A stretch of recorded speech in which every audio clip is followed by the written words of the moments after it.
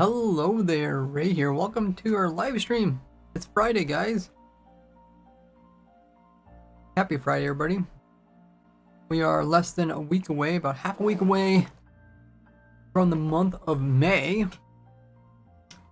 School will start getting out, summer vacation starts, all that exciting stuff. And then we're at the beginning of the weekend, Friday. Sorry for a little bit of a delay in the stream. I put a message out on Discord. I did have problems with the graphics card. I think I got upgraded now. So hopefully it won't clunk out. Let me know if my audio sounds good or if there's any changes. It looks like it's recording the right, all that other stuff. Yeah, welcome. We got Goblin here. We got Jack. Discord servers are down. Oh dear.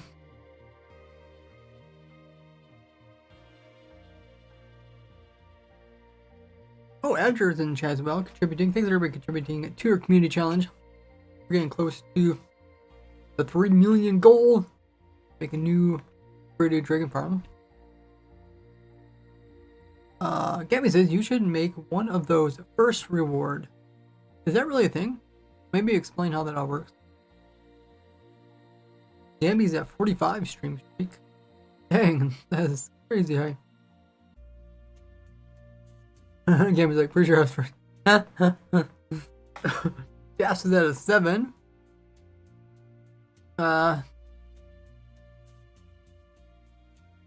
sometimes we don't show full messages when you jump into the chat. Hey, Lepses.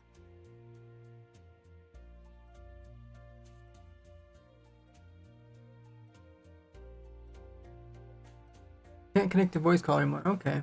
Looks like you made it in there. But it looks like, yeah, it looks like voice call is constantly trying to connect and disconnect. I don't know if you can hear me consistently there. Good to know. But yeah, there's my socials if you guys during the ad. We did get the stream going despite some difficulty just before. Like I started my computer, all of a sudden the computer just like crashed, graphics card crashed. Oh dear. We'll see if this new driver version of the graphics. Oh, not unknown coming in with a biddy saying hello. Welcome in. I don't think the screen donation notification worked. Okay. Screen. Okay. Let me just double check that. The social links work. Okay. Let me just refresh it.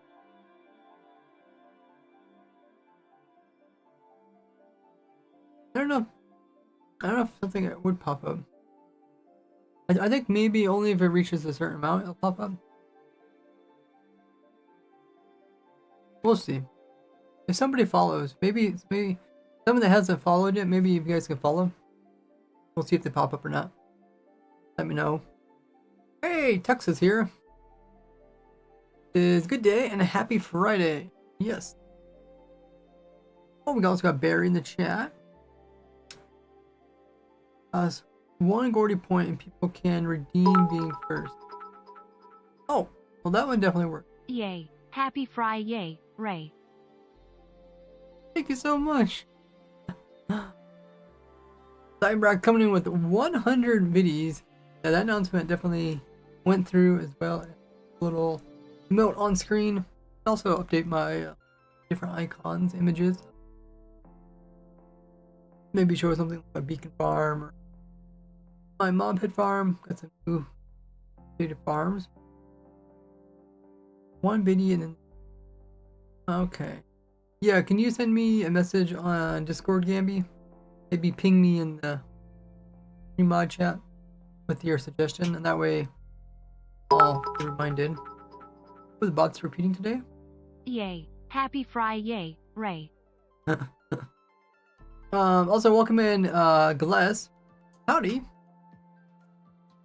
I'm going to get an Xbox controller tomorrow because can't you remind once again what usage for your controller you got?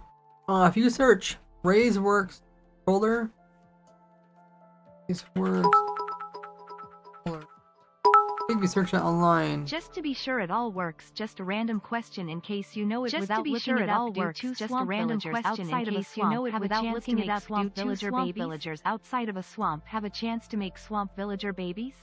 I think it's. Wait, how is it? That is a good question.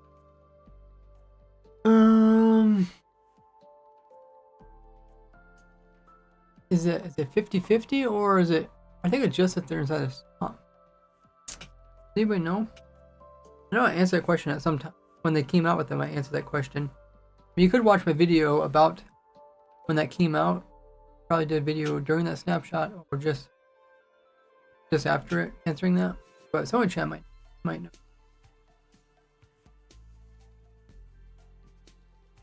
I'm thinking it has to be in the biome maybe when they're born. Because that's when they're given their type.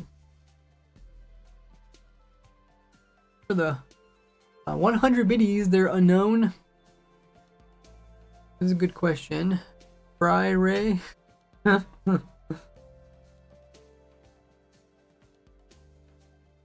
Never heard that. I don't think I've heard that pun before. There, maybe.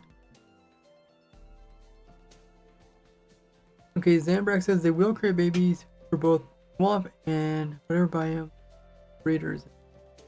Okay, as long as the parents are that type. But if it's one of each type, I guess it's whatever parent produces the baby, probably. Good to know. Yeah, if you just search RazeWorks controller, you can see all the settings I have on my controller. The screenshot I put on Twitter.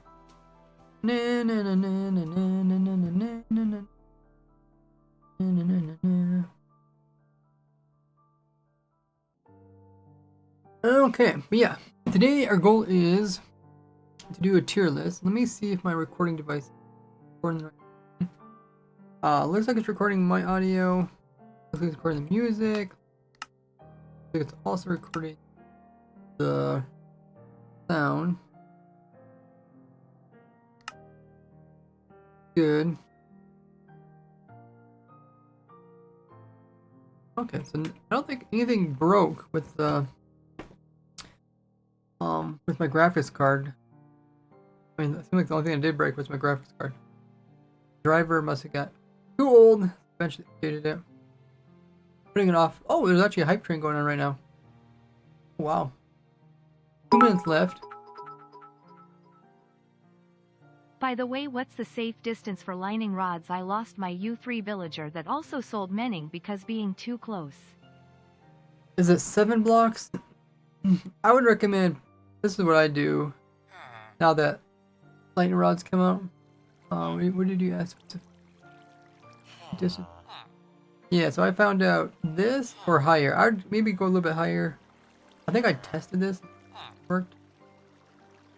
Maybe there's some change. But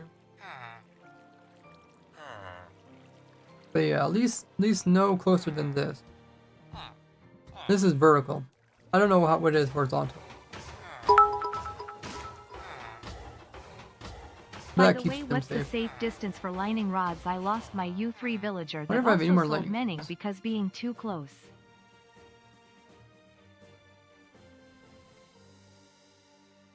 Really having jobs. The other farm. I know what I should do. Should turn on my taskmaster. What is it called? Task manager.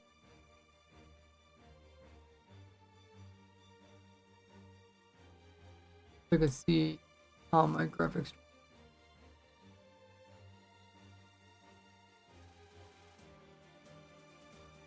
I do plan on upgrading my computer. That's my next Patreon goal. Get a better graphics card because I'm currently at a 480 RT. No, RX. AMD.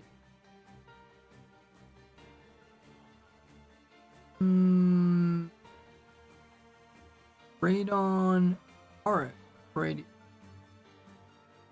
But yeah, so the goal today is we made this where is it? We made this tier list.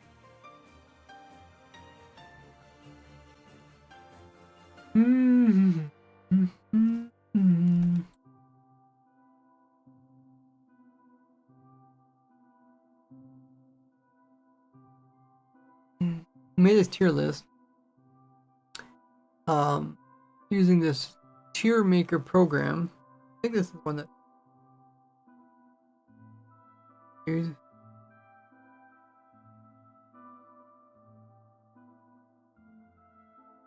and we already put in all the different farms. They're not like a perfect view of each of them. Some are thumbnails. Some are actually screenshots if the thumbnail wasn't very good, or if I had multiple thumbnail. But there's 30 different ones, 30 different farms. I can make this full screen. How do I don't want to get all this in one image. I guess I could do some this. Make sure not to scroll.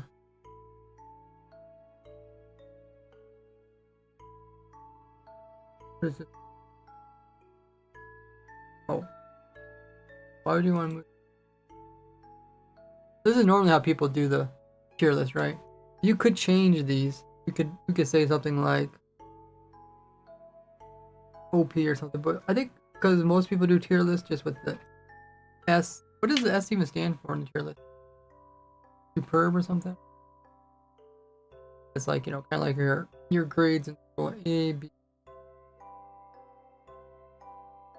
Anona has redeemed stand up for the stand up redemption. Unknown. Is it okay if I do it a bit later? I don't know if I can stand up and record. It's gonna make my audio sound a bit strange. I was hoping to get this all recorded today. Maybe get the video out tomorrow.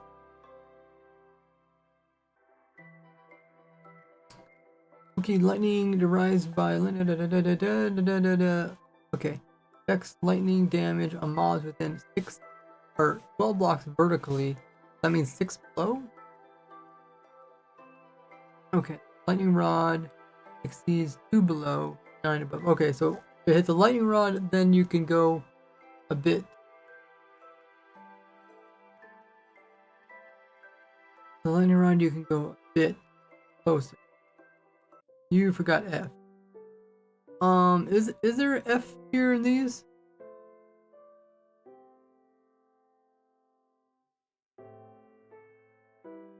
This is how they did it by default. Did it all the way down in D tier. I think D tier is normal. On these farms. I mean, this is already 5 categories, which is quite a span.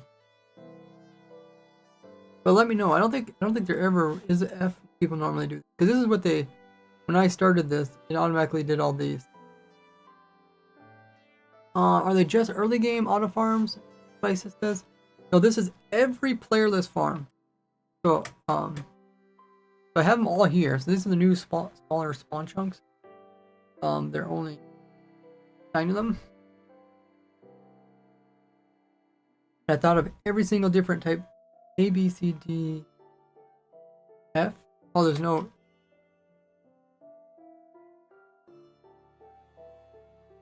That's 6. Is it really usually? Let me look. Tier list.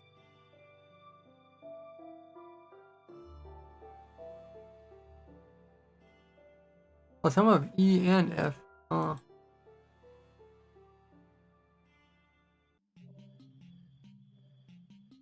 Oh, okay. Some of them just change the names. I think if we get too many, it might be kind of confusing. But yeah, I do see they have. Some don't have an E, some just have an F, some have an E and an F. A lot of them do have like really low rank. I guess it also depends how many things you're categorizing.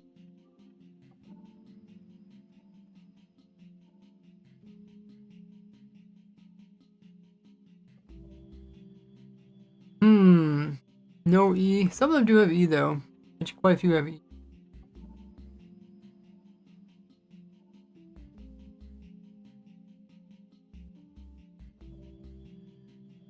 This is what they just did by default. I mean, I could have added more.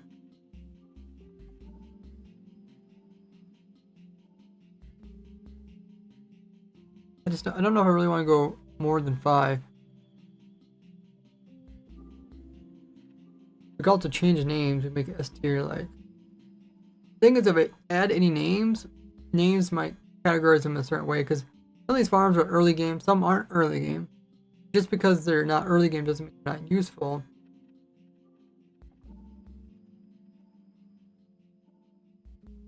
American grade system with S add on top of it. Yeah.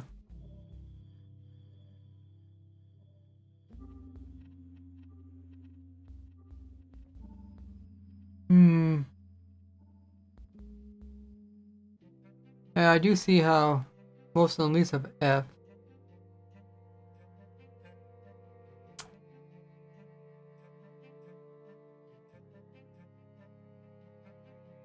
Maybe I can add an F. What are these settings, by the way? I can change the color, delete row, add row below. Let's just do it. It also makes it really wide too. I guess I could make it smaller. This.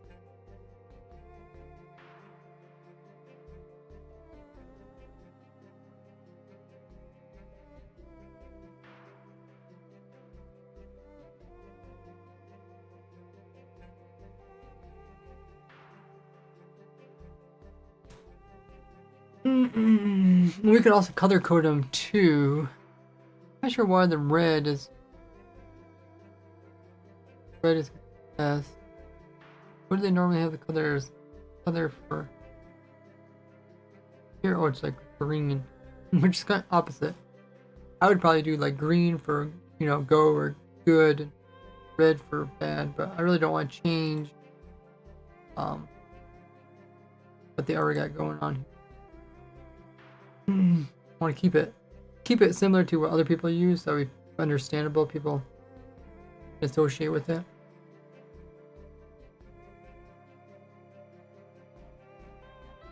Okay, this looks pretty good.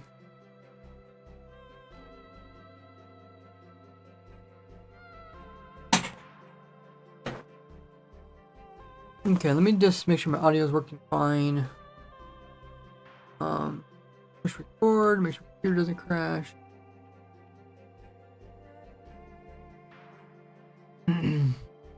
We'll be doing a video about the tier list of all playerless Minecraft farms.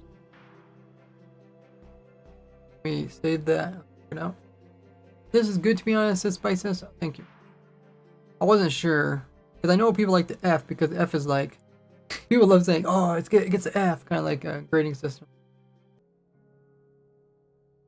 But what does the S stand for? Did anybody say what the S stands for? Is it like superior or something?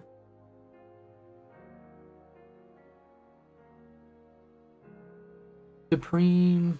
A lot of things it could stand for. Okay, let me check the recording.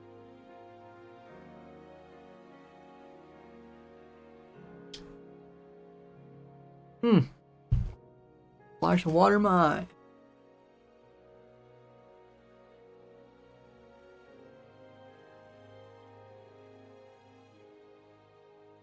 Okay, let's listen to this.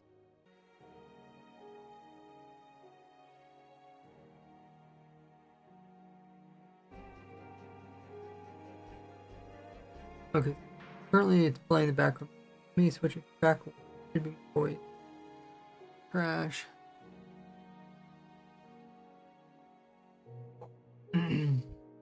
We'll be doing a video about the tier list of all playerless Minecraft farms. Yeah, that sounds good. It looks like I recorded the right screen, everything like that. Yeah, you don't want to get all the way done recording and then realize something wasn't working. I think we'll get it go. I'll go ahead and do this and then we'll come back and I can record the intro to the video and stuff like that.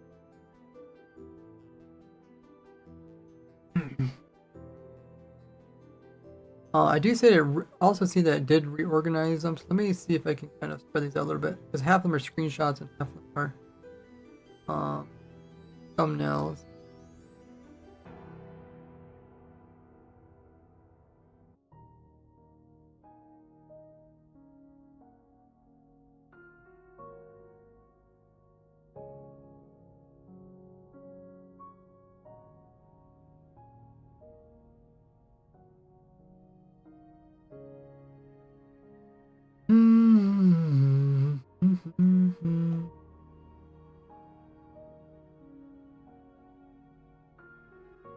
We got 3, 6, 8, 8, 16, 24, 24, and 6, 30. A couple. Oh.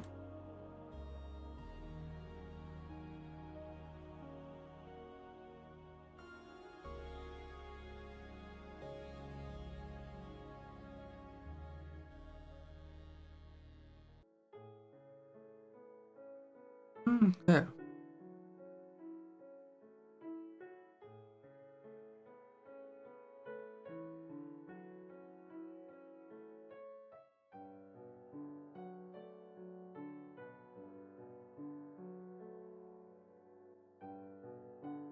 Hey, Key. Welcome in. Says hello. Building your flower farmer now in my world. Oh, that's sweet, man. Flower farm is something I really enjoyed designing. It's quite simple, and it's actually on our tier list. Okay? We'll be hopping between that, um, what tier list thing, and then we'll also be switching over here to my actual world and looking at this. We can see how it compares. And the flower farm is here.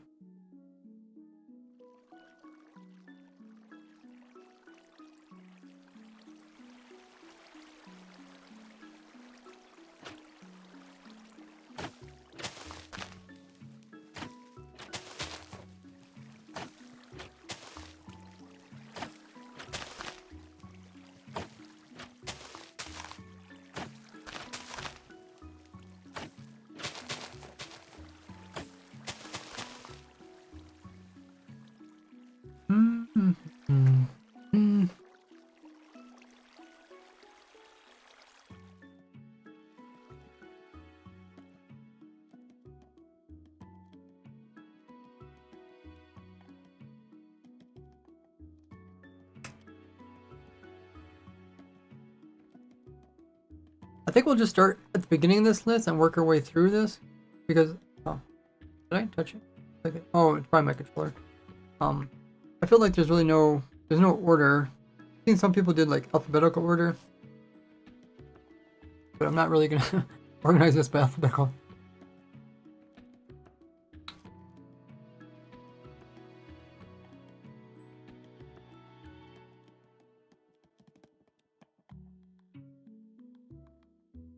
I guess while there's an ad running, I can grab some water, and then it'd be good to go to record just after that. I'll be back just a little bit.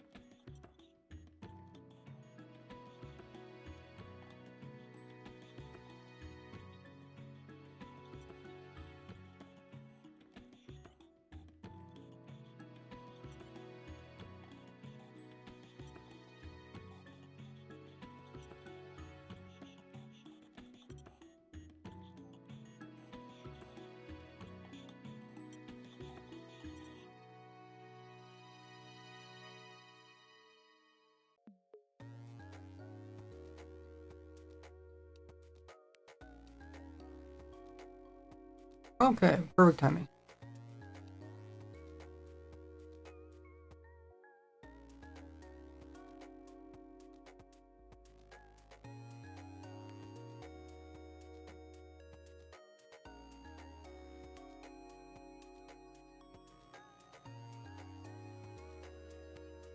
Let's start recording. So, in no particular order, first up is the Warden Farm.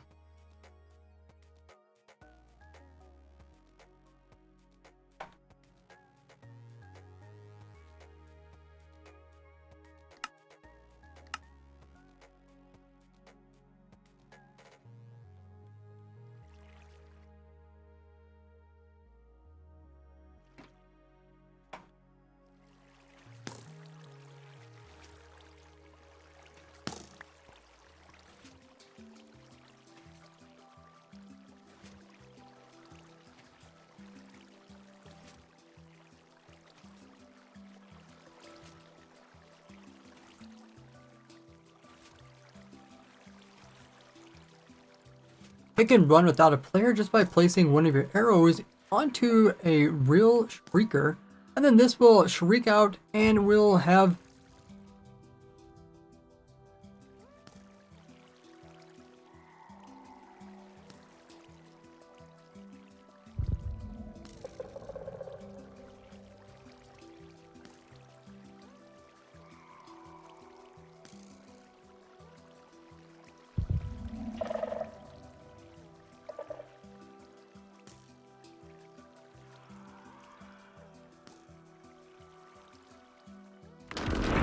which has that chance of producing a warden over here on top of the farm. Not only are wardens really useful as you can use them in a mob switch, as I showed there is 5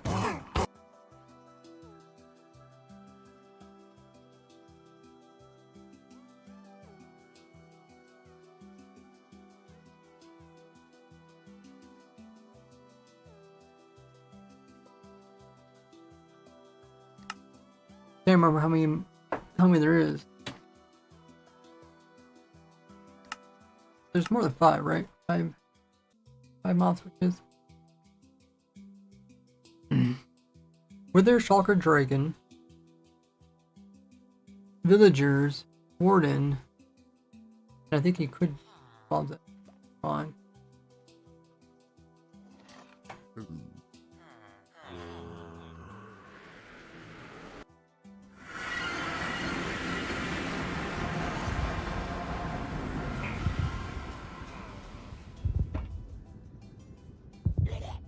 Oh yeah, there's 5.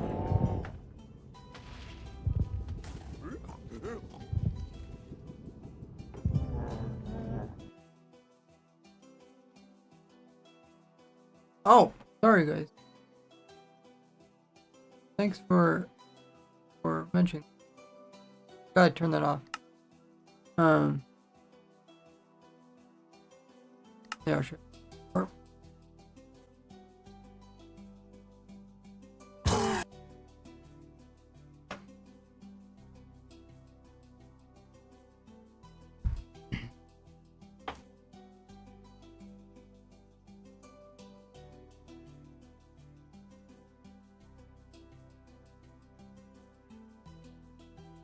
Being one of the 5 mobs that could be used for being one of the 5 mobs that I've discovered for a peaceful mob switch. And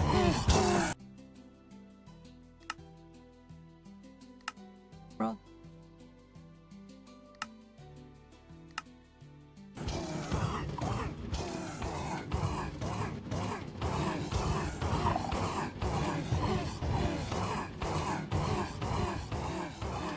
and because there is and the farm can constantly move the arrow, which means it constantly produces more wardens. You can easily get up to the mob cap for a single player. You can easily get up to the mob cap for multiple players so that no other mobs will spawn, so no other hostile mobs will spawn in your world. But they also drop items when they die, which is the Skulk Catalyst.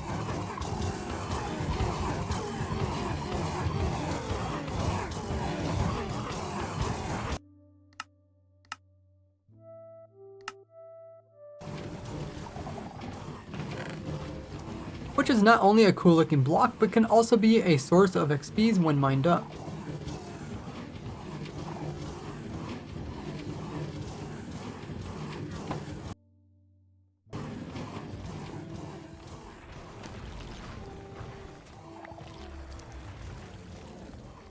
I don't want to go into too much detail about the farm, so I think we're just going to switch over to this now.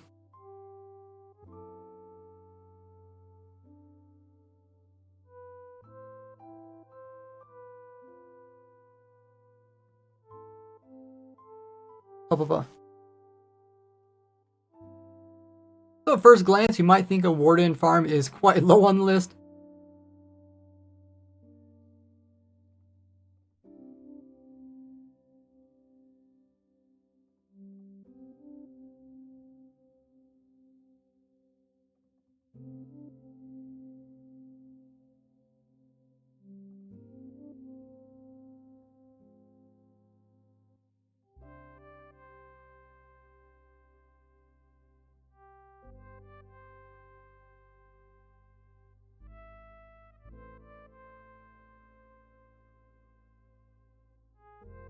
But getting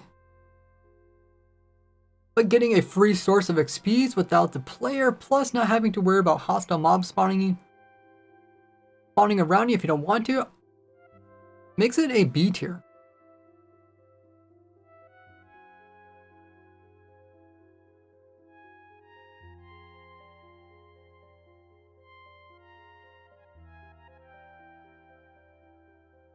Next up, an infinite source of fuel.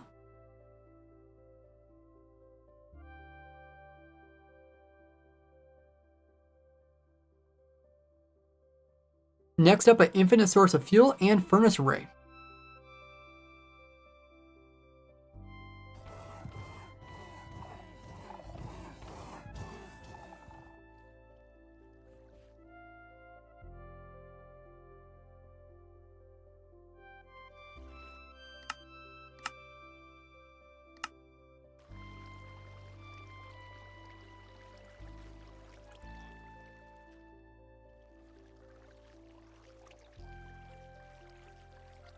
Let me see if I get this going first. What do I need to do again? I think I need to...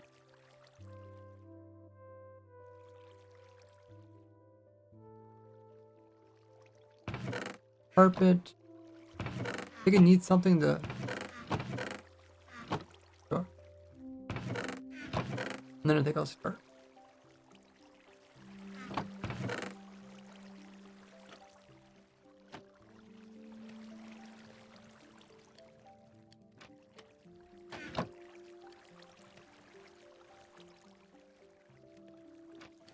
Junk in this one.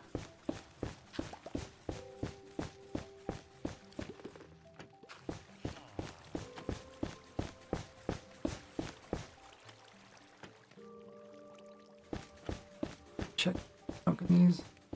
Oh, it's probably stuff that fell from above. The salt.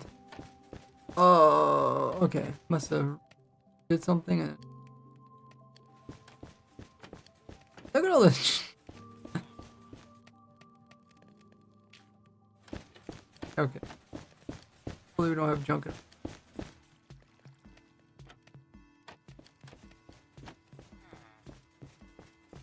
Smooth basalt.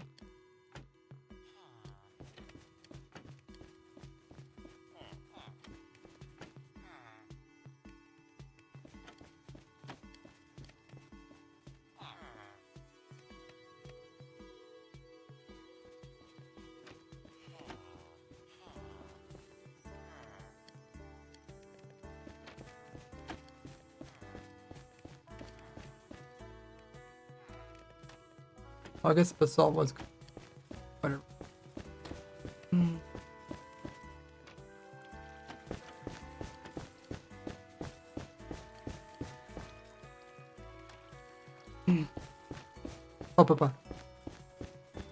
So not only is this a furnace array with a whole bunch of furnaces which are automatically cooking stuff, but it also has an infinite source of fuel. This is using carpet dupers.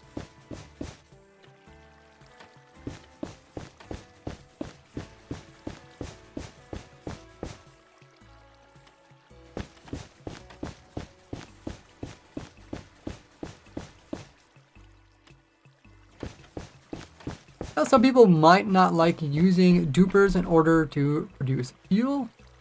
We'll take this in consideration when we are tier listing it. But if you do use them, but if you choose to use them in your world, they are amazing because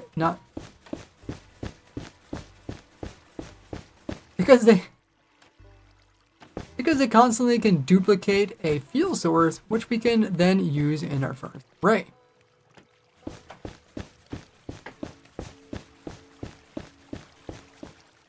I also put in some smart systems here so that if there happens to be too much fuel in the furnace array, it'll automatically turn off the... I also put in some redstone to automate different parts, like if it's full on fuel, then it'll stop producing more carpets. Or if it's completely done smelting, it'll also stop the dupers as well as the entire furnace system. You don't have to worry about everything You don't have to worry about these minecarts moving.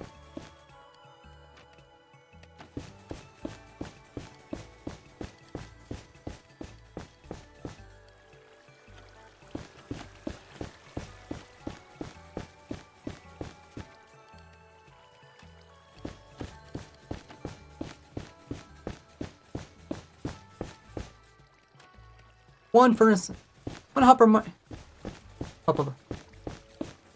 One hopper minecart puts in the thing that's going to be smelted, where the other one puts in the fuel. Then underneath, we're picking up all of the items when they're completed, and we're storing them in the chest. You can see you can hook this up to all sorts of farms, like basalt, stone, cactus.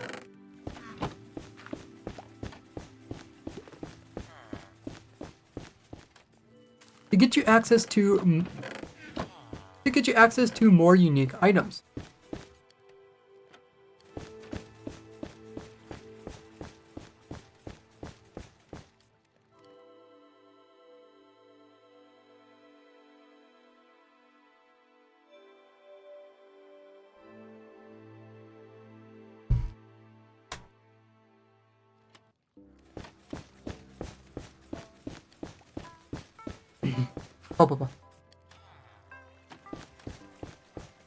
And if that wasn't good enough, it could also be a source of XP. If we lock this hopper down below, we're gonna have an item that will sit in here. And now if I pull,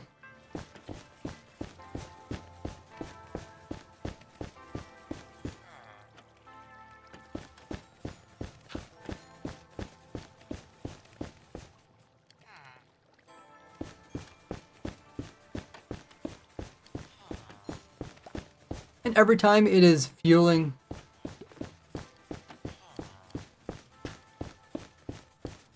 And if I happen to pull one item out, not only gives me the XPs for the items I pulled, but all the items that were ever smelted in this furnace.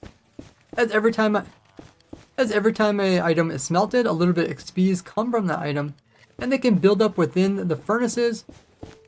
So at any point you can come through this entire system, pull out at least one item in each of these rows here.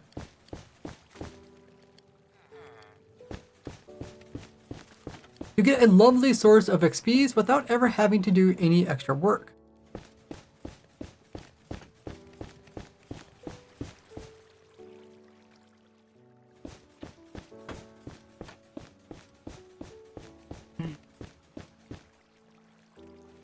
So taking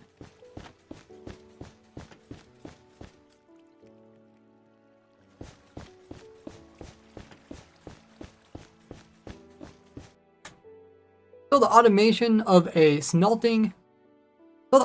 of smelting infinite fuel.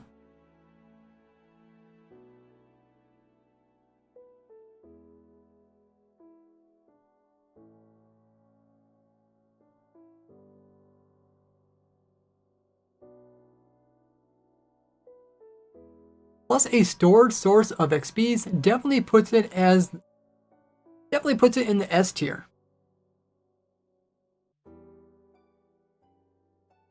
Okay, let me catch up with chat. Hey, Amber Fox.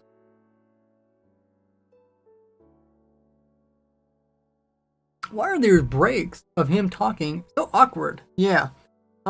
This is really important, Jack, for recording. Otherwise, what I would end up doing is I'd end up saying something that wouldn't make sense. So I try to be really specific of what words I use.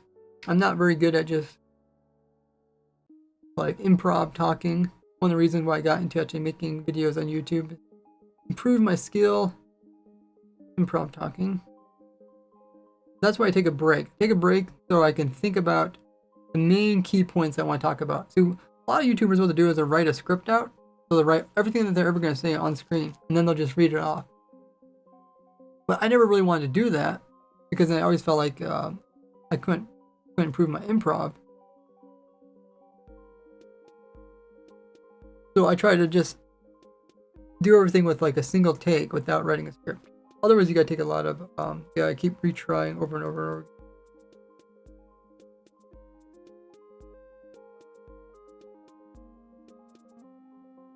But yeah, it does sound like Those sound kind of weird when I take a pause, but then when I edit the video, I can just put them all together and it sounds relatively normal.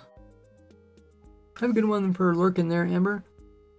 Questions: do pistons destroy shulker boxes? Yeah, very important. Dispensers place them. Yeah, also very important.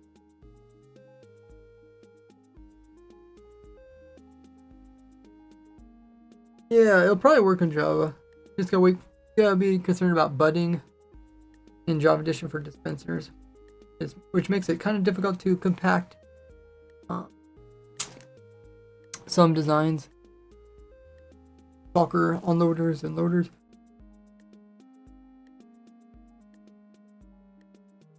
Not move dispensers though.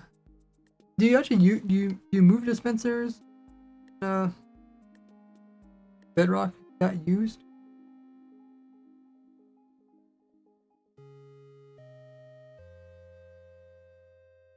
Huh.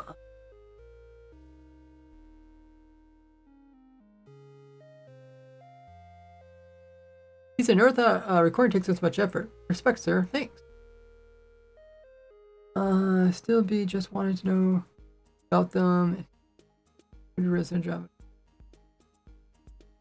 Okay, so I think it's definitely S tier, but I'll also mention in the beginning of the video that I might switch up the, I might change at the end, and I might decide to put something down. Because I haven't planned out what I'm gonna say. Like, I know some people, when they're doing tier lists, they must have like already decided where they're putting everything. They had no problem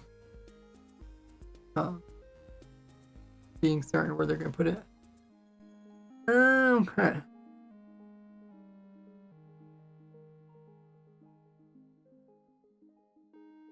And I don't know how long this video is gonna be. If it takes me like a minute to talk about farm, then it's gonna be 30-minute long video. So I'll try it because there's 30 different ones we're gonna try and go through. Try not to be too long a video.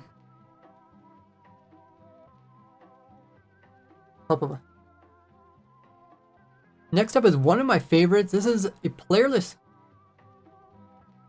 Next up is one of my favorites, a playerless tree farm.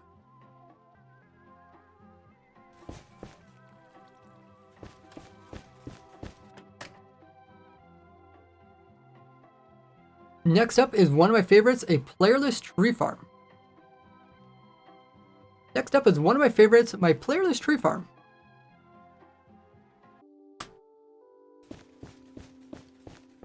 That's up here. Hold on. I need to turn this stuff off.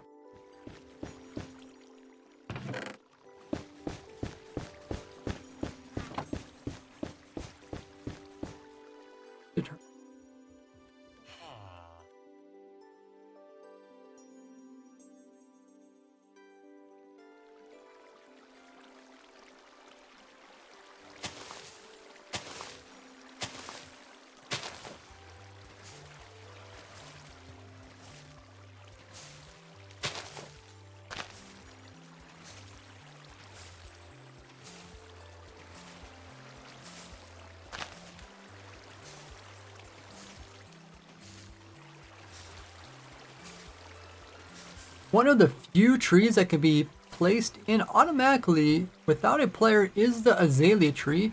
This isn't actually done by placing in the azalea, but instead we just bone meal nearby and hope we get azalea bush. Then we can always grow, which is then automatically grown up into a tree, and then it is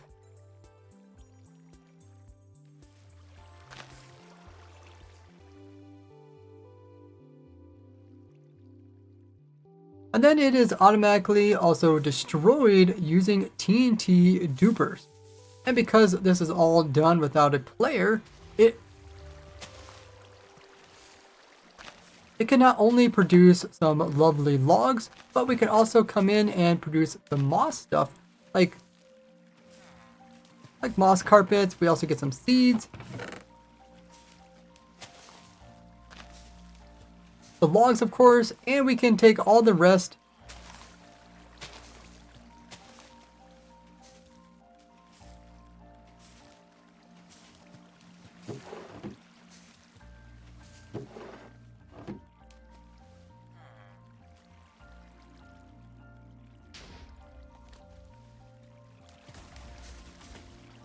and everything else it produces, we can actually use for a infinite fuel source. So in case you weren't for the whole carpet duping, this might be for you. Which means we can automatically also produce a unlimited source of charcoal. Just by having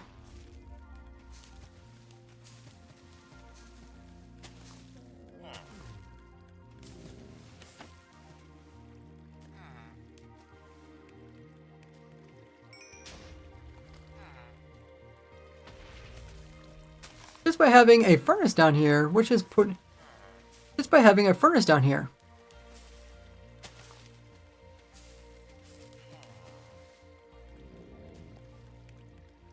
Which also means we can pull items out of this furnace.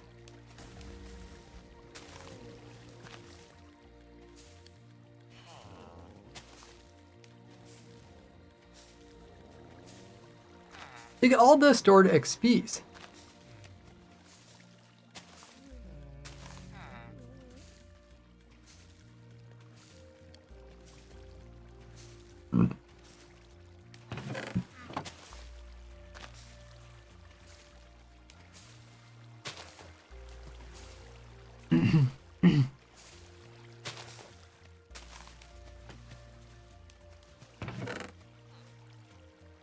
Papa. And wood is used to make 1/5, and wood is used in 1/5 of all recipes in Minecraft.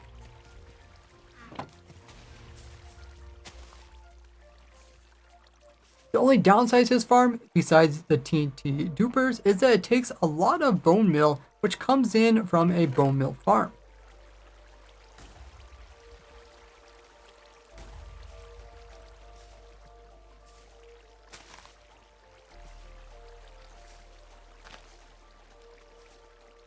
We'll take a look at the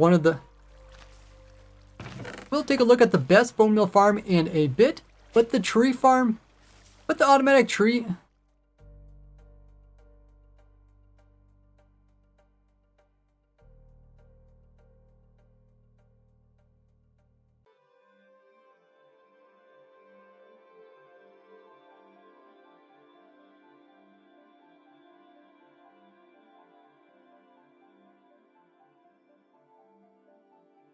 But my automatic tree farm is definitely going to rank really high.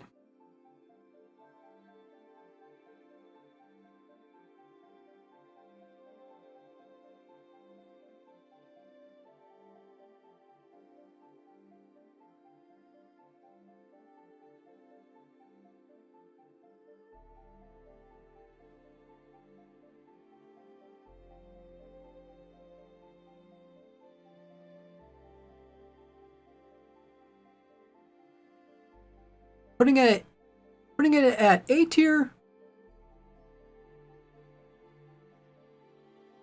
as it does use a lot of bone meal, as it does need a lot of bone meal.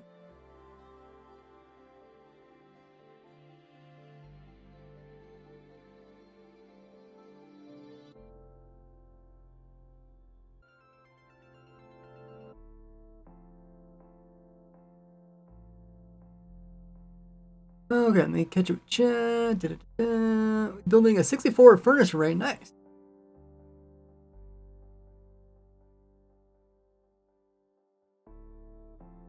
Just want max speed and don't care about efficiency.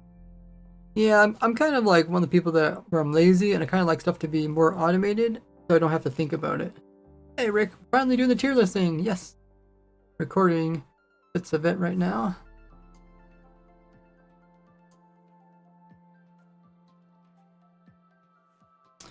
Okay, so next up, this one.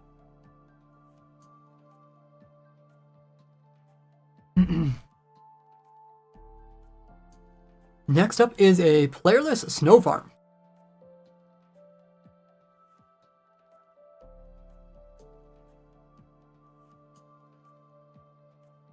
Now my playerless snow farm is pretty... Oh, let me start up.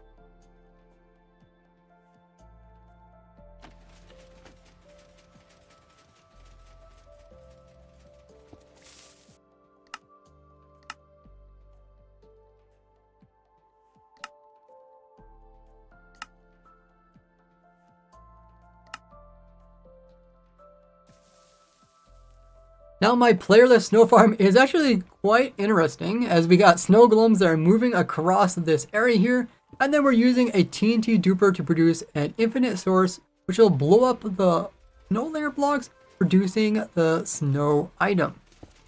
Producing the snowball item.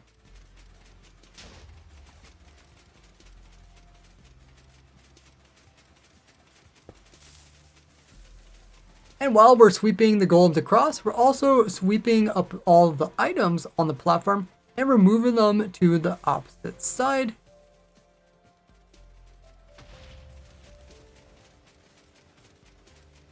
Where we end up getting tons and tons of them.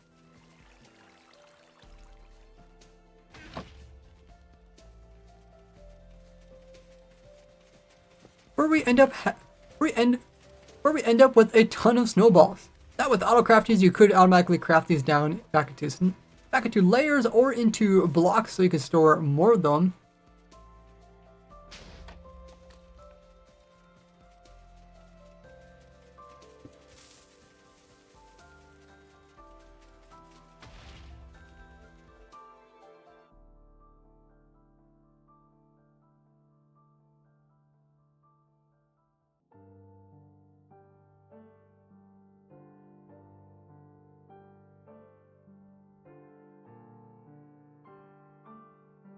But the farm is a bit complicated compared to just having a snow golem and a shovel.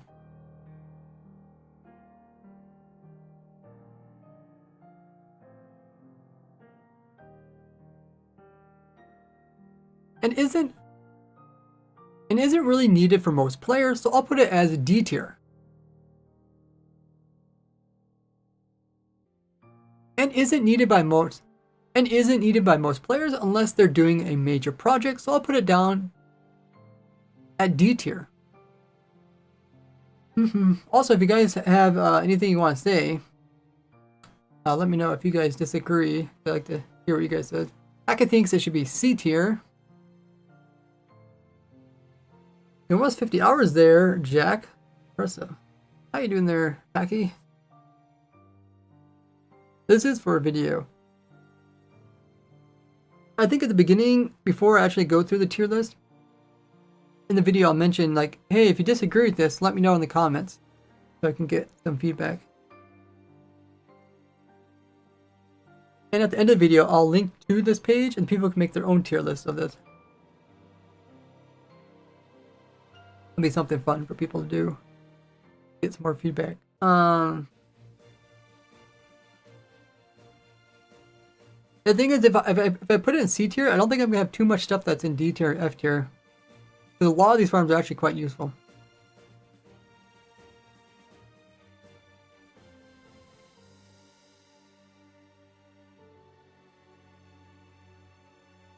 Because we do have 6 categories, which is a lot. So trying to put you know, some at least in each category. Otherwise, it doesn't really make sense to have that category if there's nothing in it.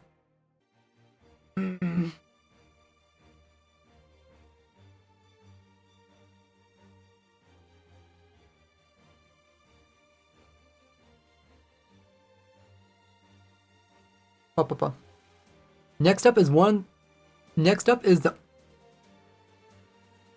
is the second only.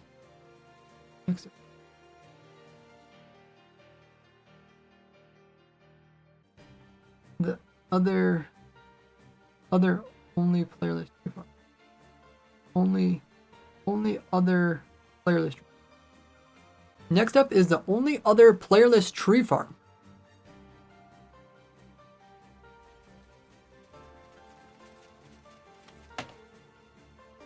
Should I turn this off?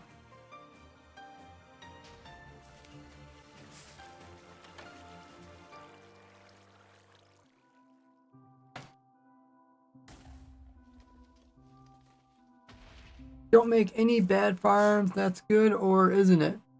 I mean, I make a farm for everything, so you could say, by theory, by statistics, there has to be some bad farm, right? It's like you wouldn't say every farm in Minecraft is useful, but the farms themselves they're well. Like I design my farms well, But it doesn't mean that they're a useful farm.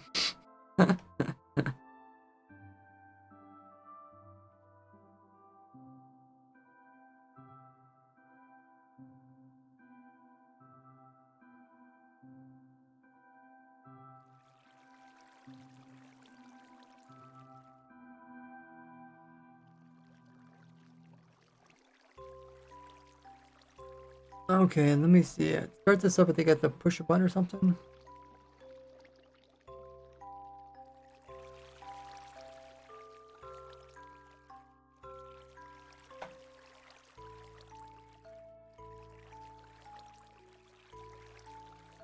Maybe unpower that, then push this button. There it goes. It's been several years since I designed this one.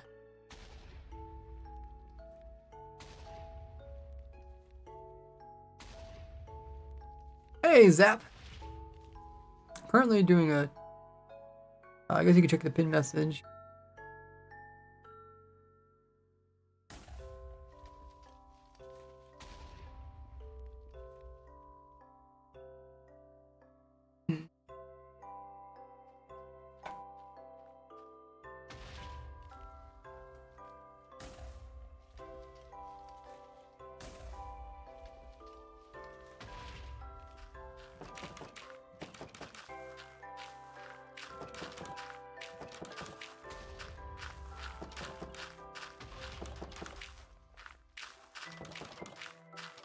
This is the nether trees, either the crimson trees or the warped ones, and it will automatically grow these up from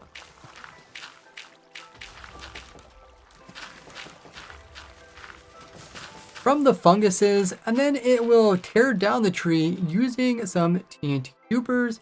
Actually, it's using it's using 3 of them. Just because some of these trees can get quite massive. There's quite a bit of redstone to this, even though it's all compacting down underneath. But it does have a system which automatically takes in all the extra stuff. It does have an automatic system to convert all of the warped blocks down into bone meal, which it turns around to use to self-sustain the farm. And of course we get all of those lovely stems, which are a wood source. And since wood is used in 1/5 of the recipes, it makes this quite useful.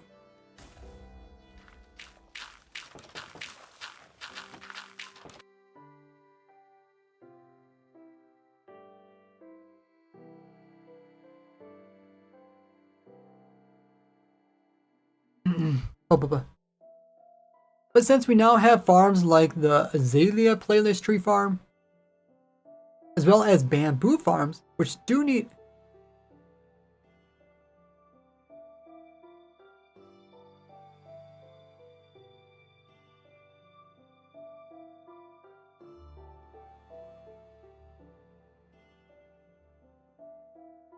It's no longer useful just for wood, but mostly to get those unique types of wood.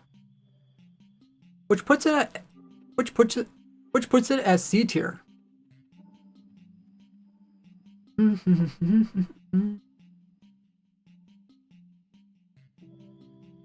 He says, I'm talking about all of them, but your farms are more compact than others. Really?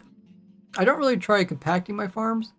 First thing I try to do is make them work, and then I usually try to make them cheap, so the materials I use are cheap. Obviously something like ancient debris. I should also mention that too.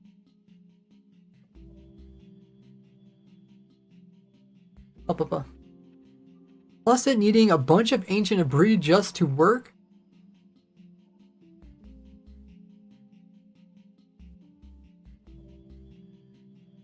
Because I don't think it quite makes a D tier, because it's still wood, it's quite useful. For snow is very limited in its uses. Makes it easier to follow, okay. I do try to avoid redstone if it's not necessary. Like, if it's cheaper to use other mechanics than like pure redstone, I'll use that. Whatever's like a cheaper material to get or easier to do in your world. Like if I had like slice another portal in order for a farm to work, I would consider that pretty end game, and most people would skip that as a tutorial. It's actually just the farm guy. I can't count how many times I've heard Minecraft YouTubers say that this farm is by Rayworks. Really? If you do hear anybody that use my farms app, let me know. DM me on Twitter or Discord the link to the video, because I'd like to give messages out to those people, thanking them, and also I got a list of there's a channel on my Discord dedicated to all the people that use my farms. And I'd like to add to that. Yeah, if you guys ever see anybody use any of my farms, just message me. Even if you think it's an old video, just message me. Not talking about all of them. Okay. Okay, next up is the actual dupers. I guess, which dupers are they? Carpet and real duper?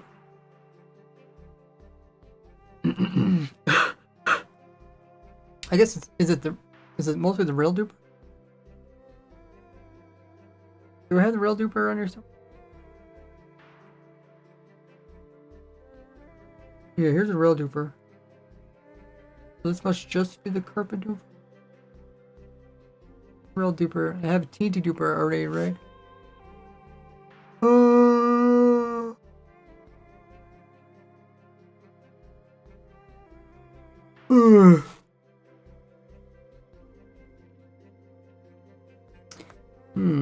Yeah, I guess the carpet duper really doesn't go on its own. Maybe I should just remove it from the list.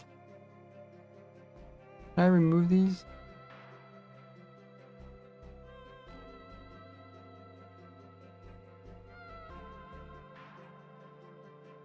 I already have the real duper down.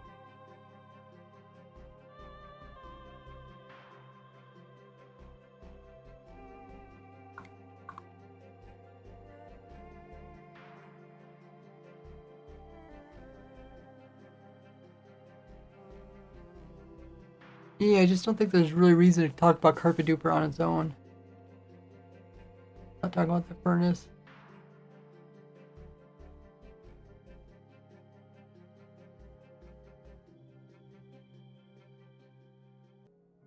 I'll just put it down at the bottom. We'll think about it. No. Steak and gold carrots. Oh, what do you guys like better, steak or gold? I like steak just because I don't like crafting. But now there's auto crafters. Still, you have to get your carrots over to your gold farm. Labyrinth hits so hard. Is that the word labyrinth?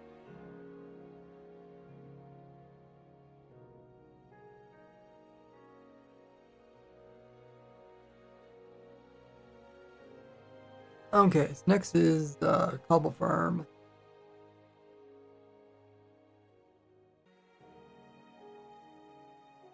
Up. Next up is the automatic cobble farm. Next up is the automatic cobble farm.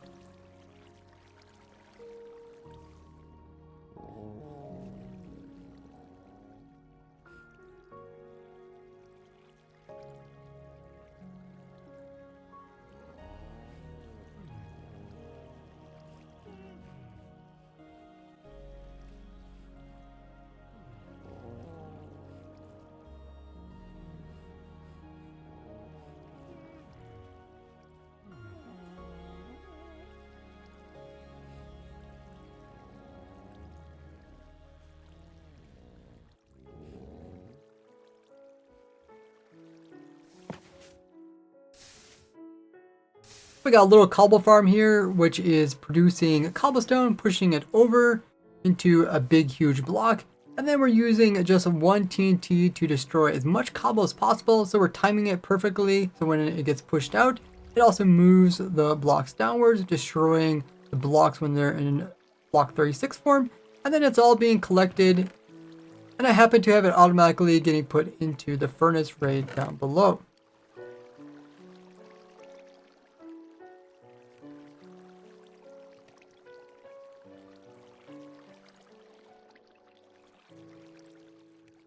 Cobble is such a useful block.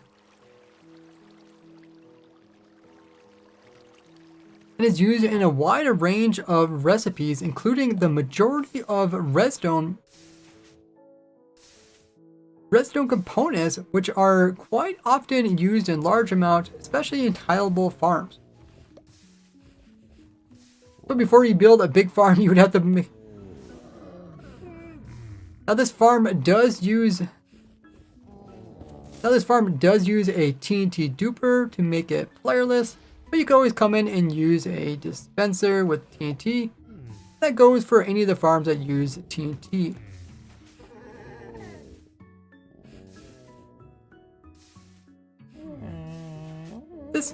But by using the duper, it does make it an infinitely automatic farm, meaning that it'll continue to run non-stop once it's started by the player. The rest...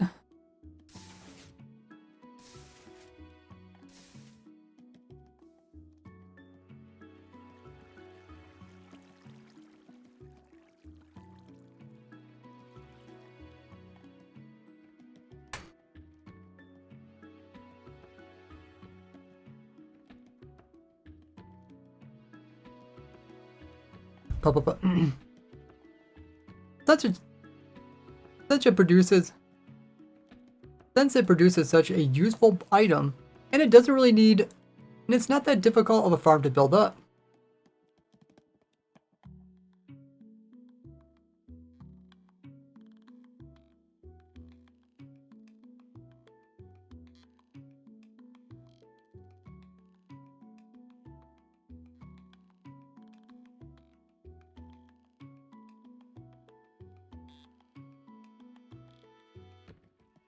It makes it into the A tier.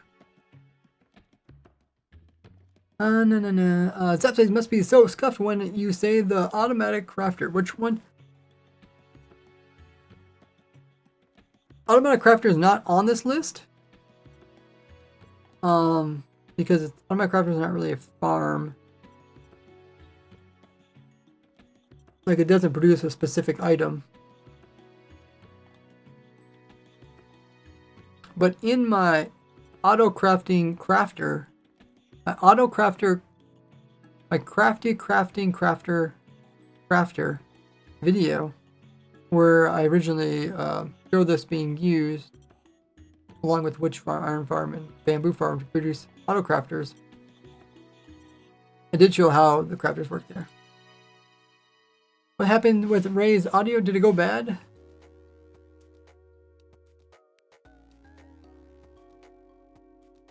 Does my audio still sound good, guys? Let me know. Hi, Tread. You cut out? I probably just stopped talking. Maybe it's me. I do have a ducking on my mic, meaning if I get too quiet, it'll cut me off. Yeah, I am recording. That's why I'm talking really loud and precise vision. Hey, Rain. The audio is good. Good to hear.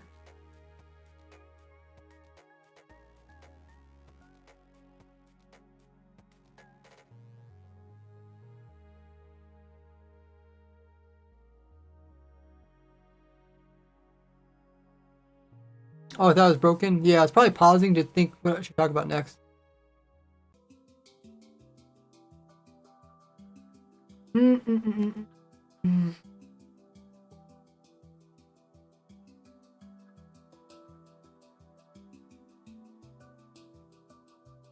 Alrighty.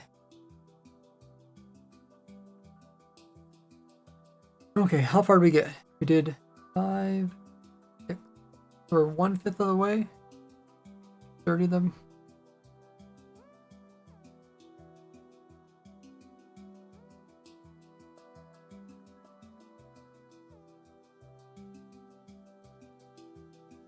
Okay.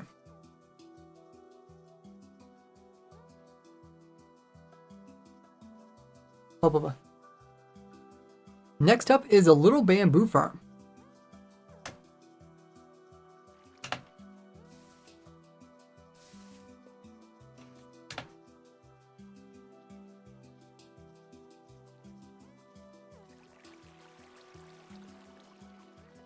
Blah, blah, blah. This is one of many crop farms. This is one of many crop farm.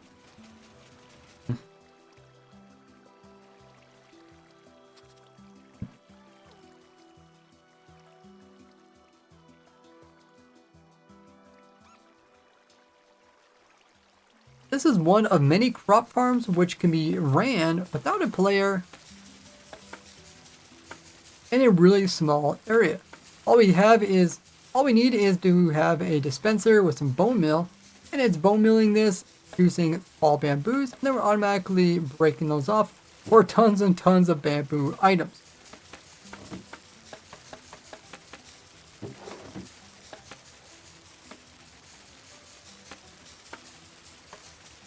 Now we can't use the large size bamboo farms because they depend on natural growing, and growing only occurs around the player. I'll talk more about that in this video here, all about chunks, random ticks, player mob spawning, and chunk loading.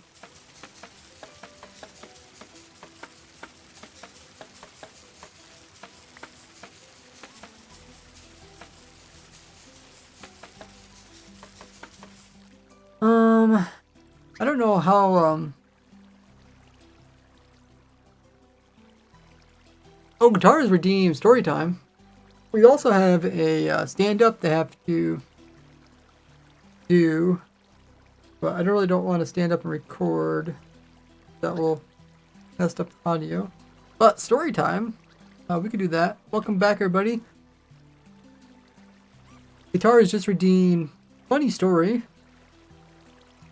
which is one of the many things that you guys can purchase with your channel points by clicking the little pumpkin guy down by the chat.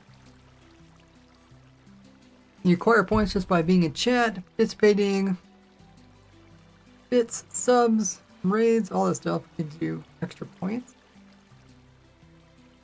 And Guitar has redeemed Funny Story, where I'll tell you guys a story that's funny from my past.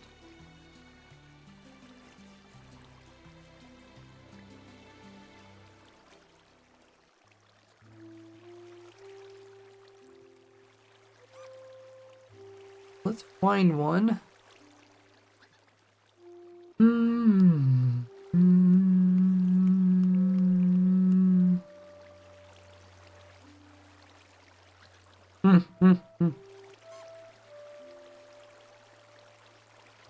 Some of these are pretty funny.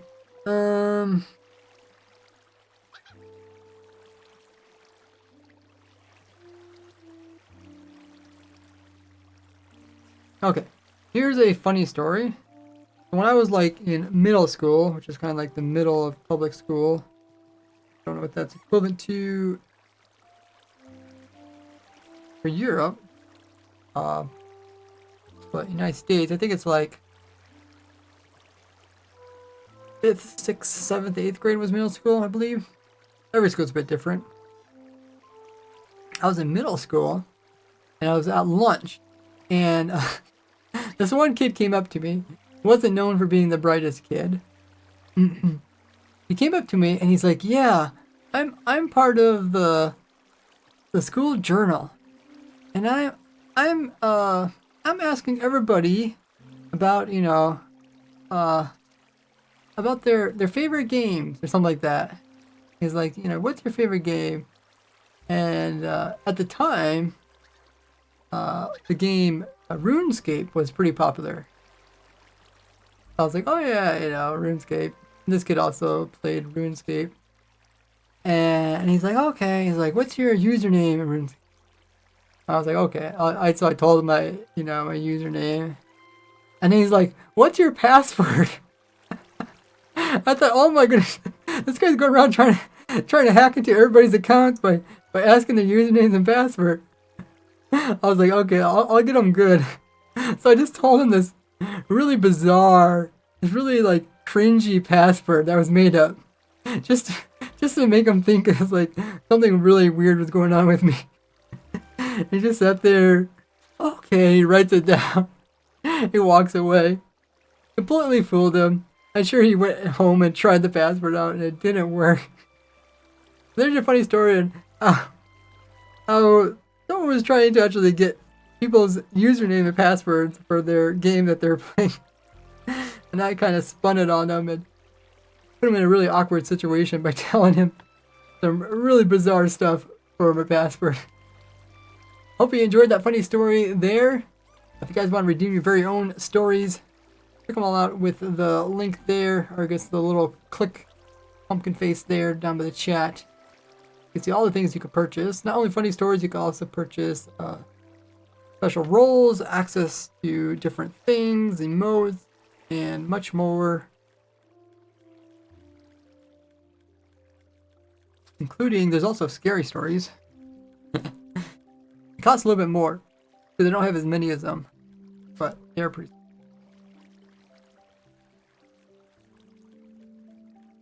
Yeah, thanks for the redemption. That was funny. I forgot about that. I try to write down these stories as they come to mind. Oh yeah, I was trying to think of the bamboo thing. It does take quite a bit of bamboo, or quite a bit of bone meal to make bamboo.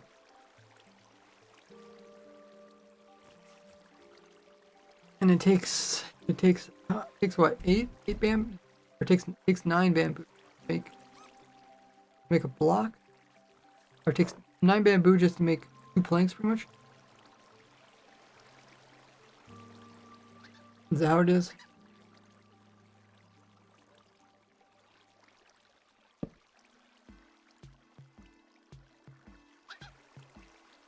Yeah, then that turns into. Okay, so that is kind of.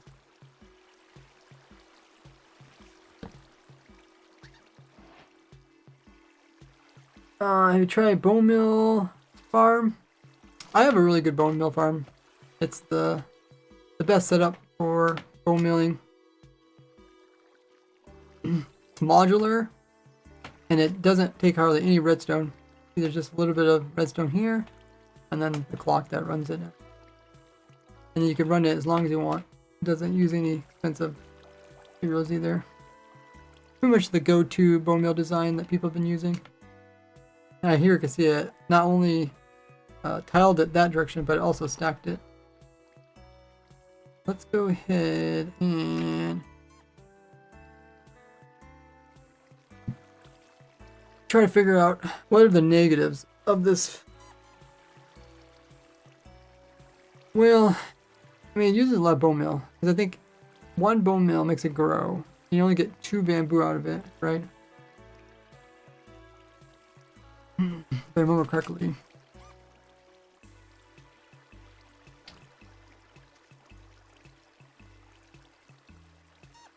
No.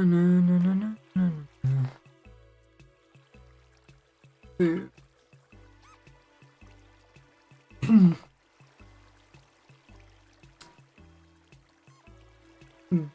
Bone meal.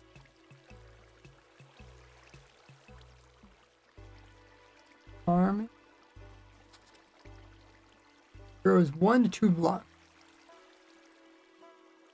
Okay. Well, that's what makes it kind of inefficient.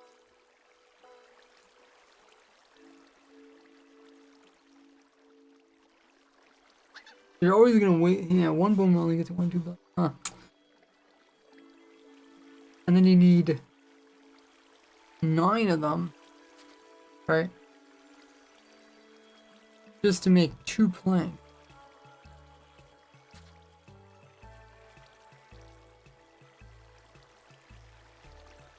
I think I remember saying that tree farm is better use at getting plank for bone meal. That's not. Guys, I look forward to the video. Yeah, hopefully I get the video out by tomorrow. Giving emeralds for stone. You could also trade stone for emeralds too, right?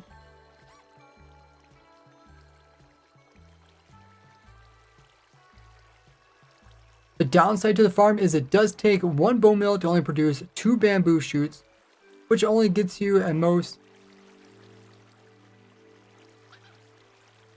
And it takes 9 of these just to produce 2 planks,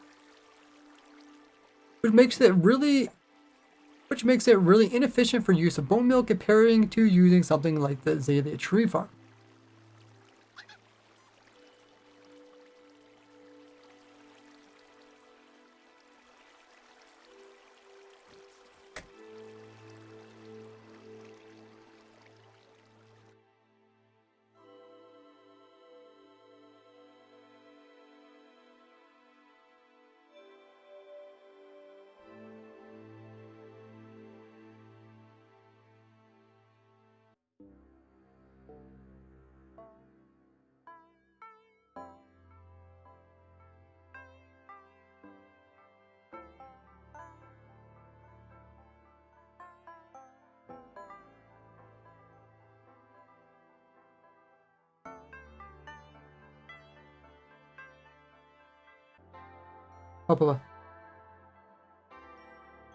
Then you would need a really big bone meal farm just to run such an inefficient farm.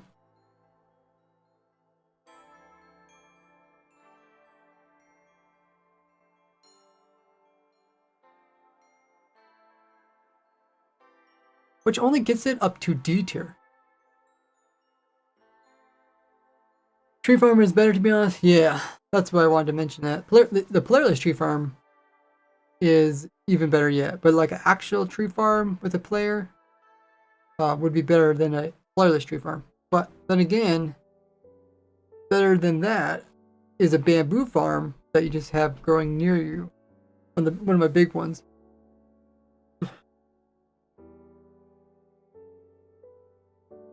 But since we're just talking about playerless farms, I'm not gonna obviously show any other farm, but I will mention them. Like I'm still talking about other types of farms.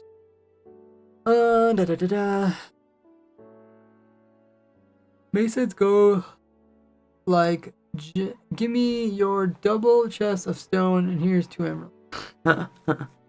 It could cheapen their trades.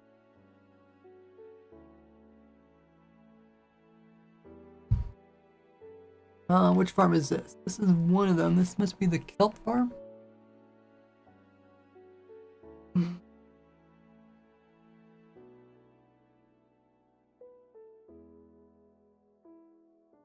Next we have a farm similar to the bamboo, but it's a kelp farm.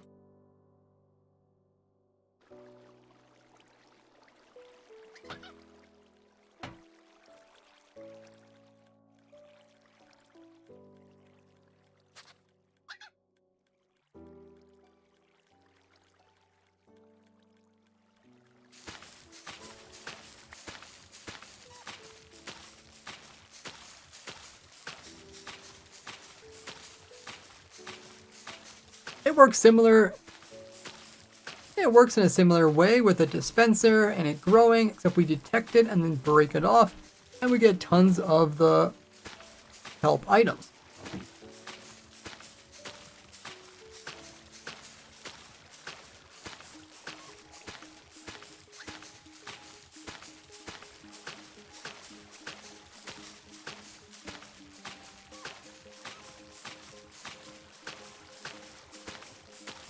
But the items themselves aren't very useful, so you could always... So you could auto smelt them into the dried kelp and then craft them, and then auto craft them into the kelp blocks. Use them as a really good fuel source. Now you would not want to use these for bone meal, as it already takes quite a bit of bone meal.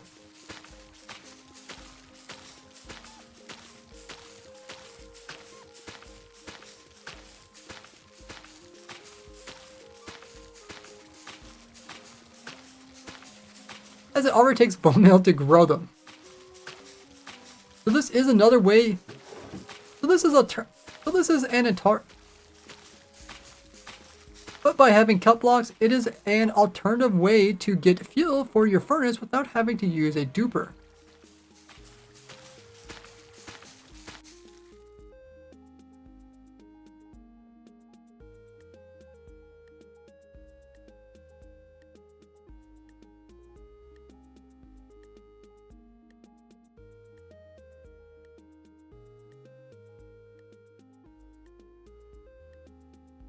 But since it would also need a huge bone meal farm just to keep up with it,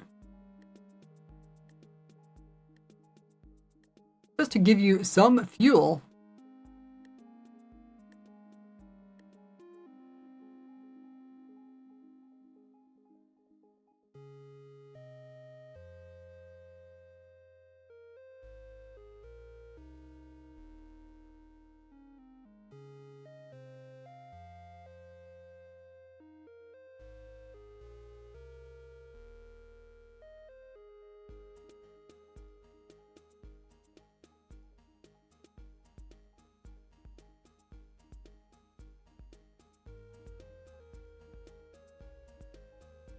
I'll put it at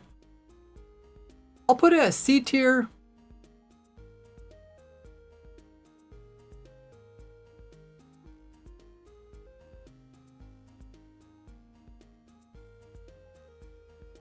As without carpet duping,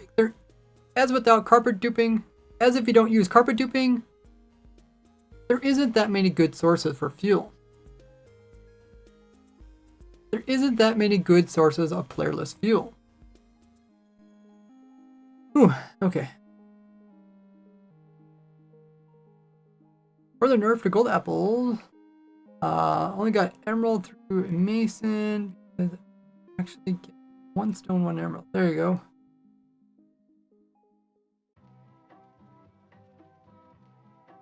Yeah, I guess I wouldn't really call it the golden apple trick, but it's just recurring. M-Tread says they have a kelp farm design. Design itself, no build required, modular, better than a V-shaped kelp farm using observer. It's the one that the kelp grows though. Remember, kelp can't grow without a player, which I guess I can mention.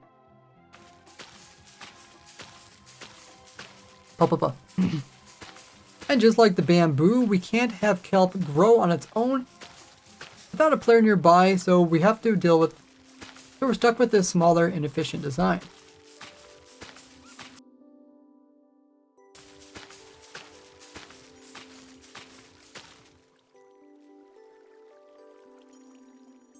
Thanks for following, Pinner.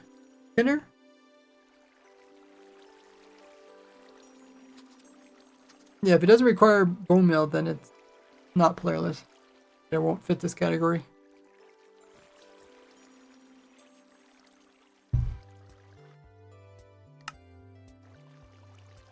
Okay, next up is the bee farm.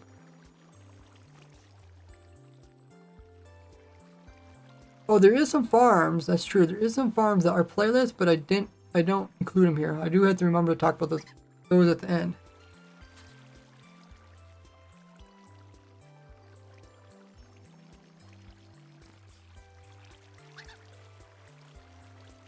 Okay, better keep recording. We're not halfway yet. 2, 4, 6, 8. We're at 8. There's 30, so halfway.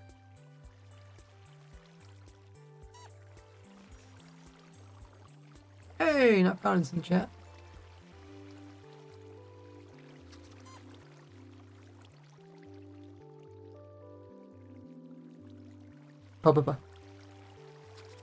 Next, we have the bee farm, a usually overlooked, which is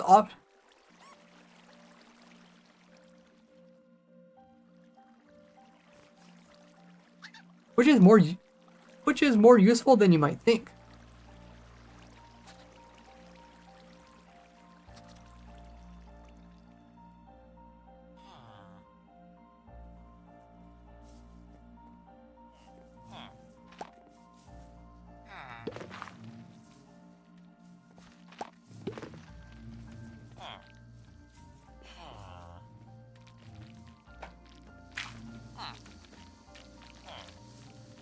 In the farm, we have bees in hives, and the bees will collect nectar from flowers, and then they'll produce honey as well as honeycomb, which we can automatically collect.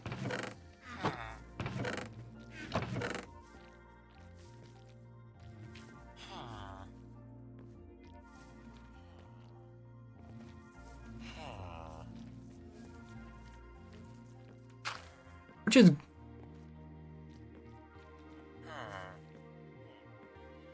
and the bottles can be used to make honey blocks, great for fly machines, where the combs are used for waxing, necessary for keeping your copper looking nice.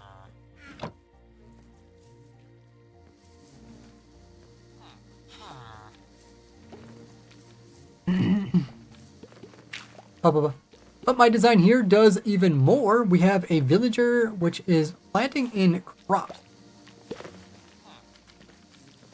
And one of the cool properties of the bees is that it can automatically dust the crops so that they will grow without using bone meal or without using the player random or without having to need the player nearby. And once completely grown, the villager will automatically harvest them, and because of that, we can end up getting an automatic crop farm for not only potatoes and poisonous potatoes, but I got a farm over here that's dedicated all for carrots, and another one which is dedicated to wheat and getting seeds. And also you can do this for the beets. Plus the villager will sometimes drop some of its bone meal, which you can collect as well. As you can see, these farms are quite compact and simple to build up.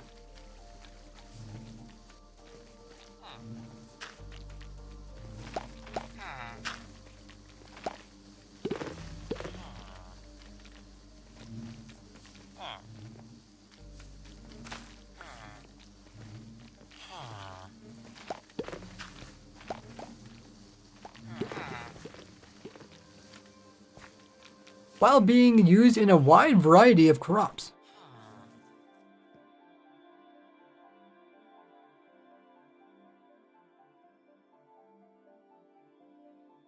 Pa.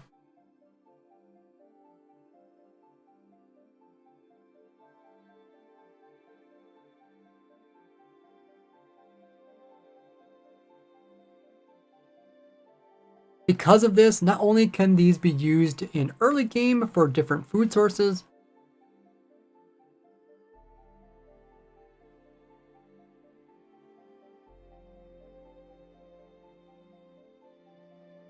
but also late game with copper and fly machines.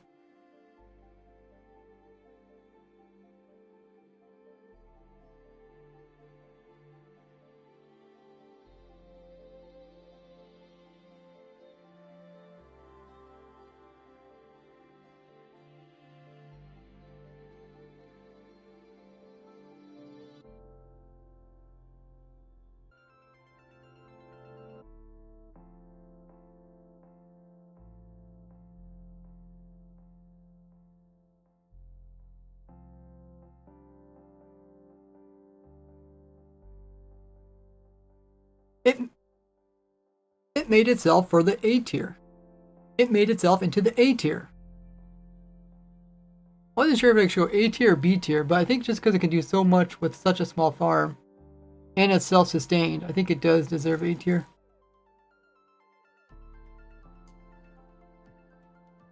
Hey Adrian, tier list. Yes.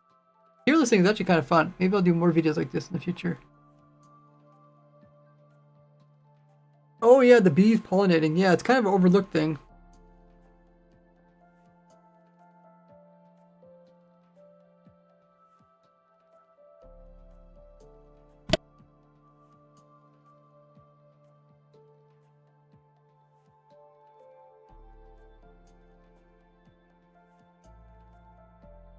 I look forward to the video. Yeah, hopefully get out tomorrow. Got some other stuff I want to do as well. I'm hoping to get finish recording today. Okay. All the crop ones are going to be pretty fast. And they should all be fairly fast.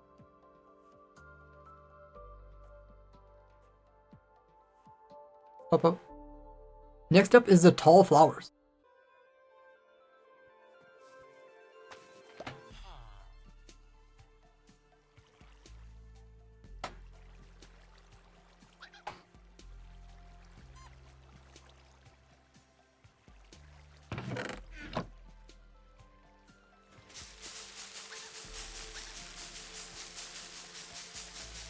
These farms use dispensers to bone mill the tall flowers, which produce duplicates on them.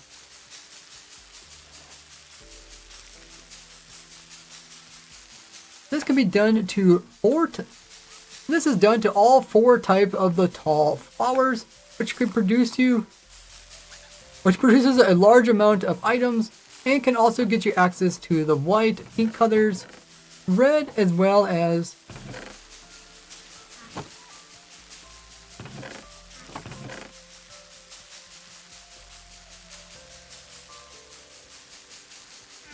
the magenta.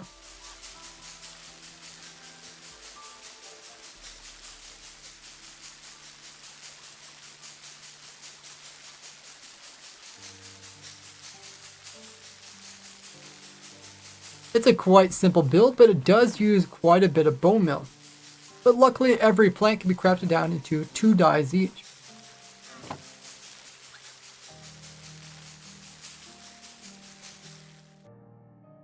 Not too much to say about that.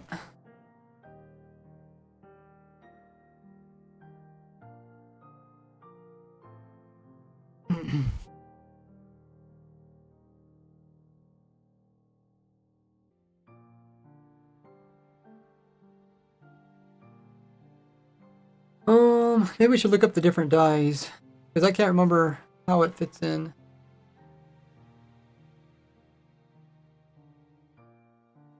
Oh, this is a cool picture.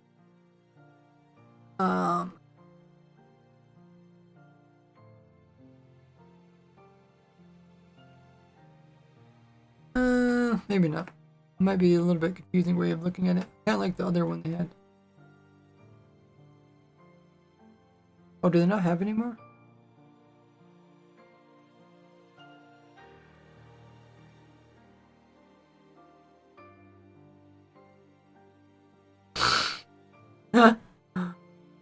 That's kind of interesting. I've never seen anybody do like an in-game diagram like that.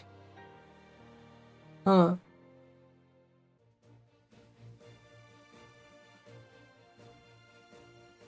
That is pretty cool though.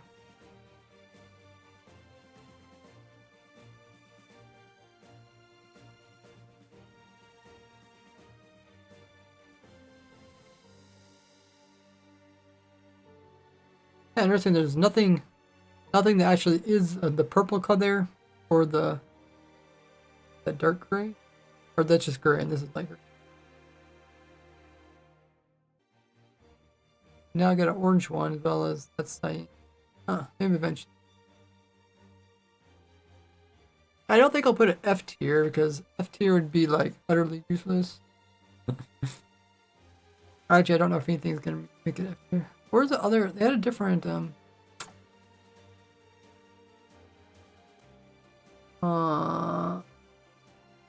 where did all their images?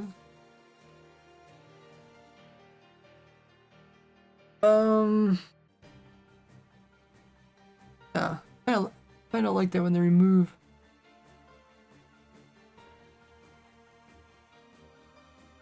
They had like all the different ways you could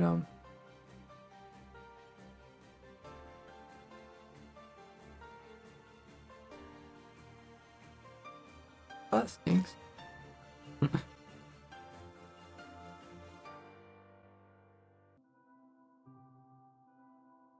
Yeah, because it's a bit hard to understand these charts. Like these charts that are left, this chart. Like this is useful for something, but the chart they had was all the magenta stuff was all lined up. I mean, Maybe I could use this chart.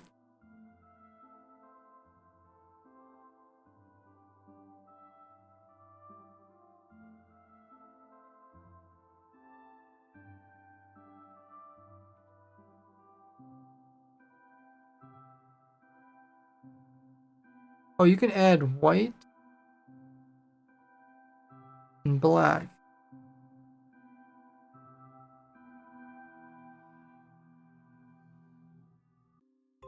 And green? Quite sure about that.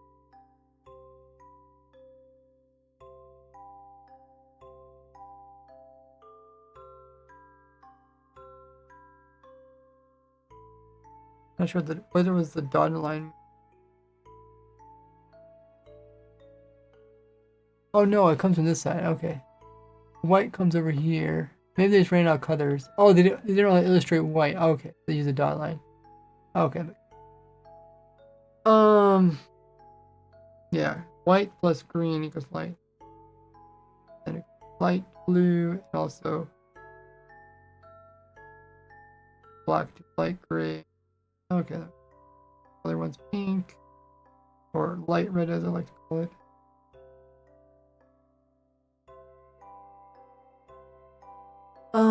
So we're talking about yellow. The alternative is helium, dandelions. These can get flower farms, which are way more efficient. We're also talking about pink, which is also from there.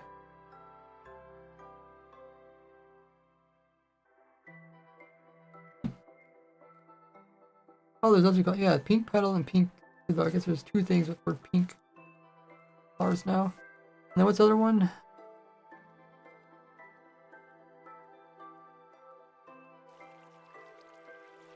Red, yellow, okay.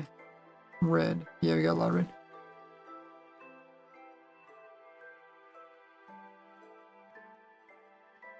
Okay, yeah, because there's alternative sources for all of these that are better. So I can't rank it too high.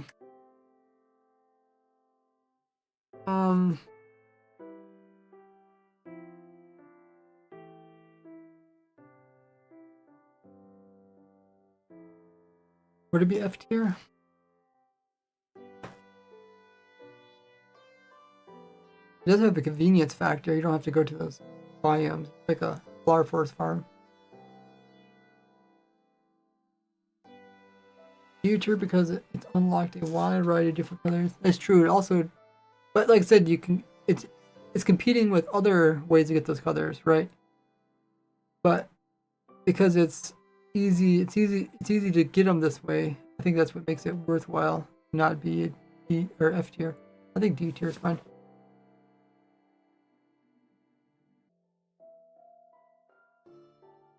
Blah, blah, blah. But because each of these flower colors can actually be obtained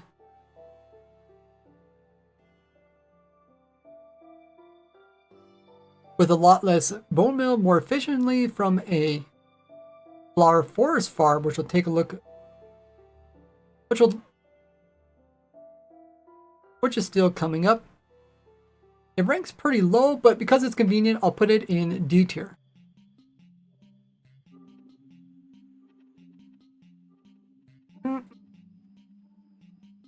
Okay.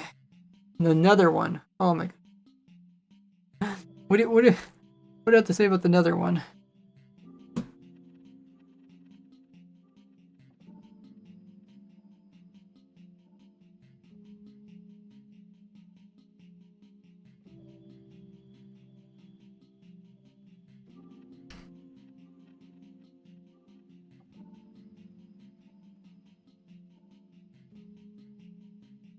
Next, we have the nether root farm.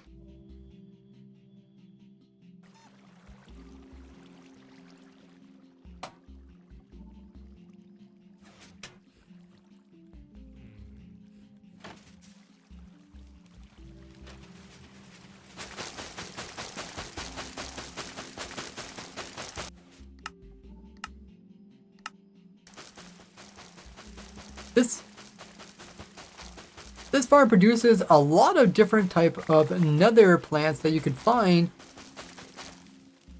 in nether specific biomes, such as the crimson roots, warped roots. You can also get the 2 different types of funguses, which are great if you want to use them to grow up those trees easily.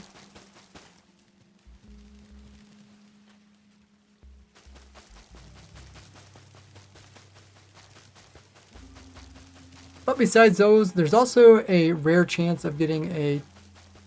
But besides those, you can also change out the floor to get a higher chance of getting twisting vines. And the floor does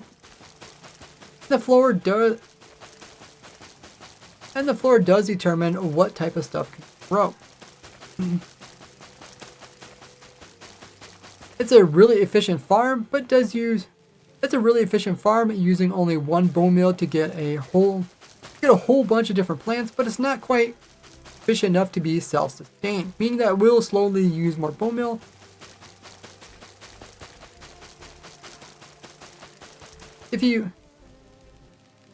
Then what it would produce if you would turn all these items into compost and supply the farm.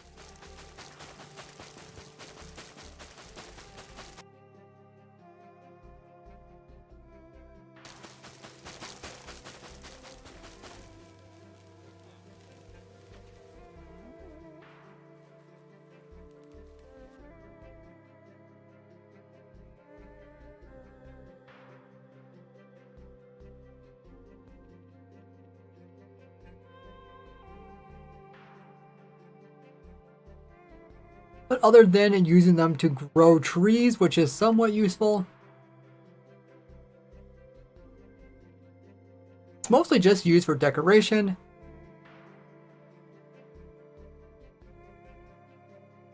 The items that produce are mostly just used for decoration.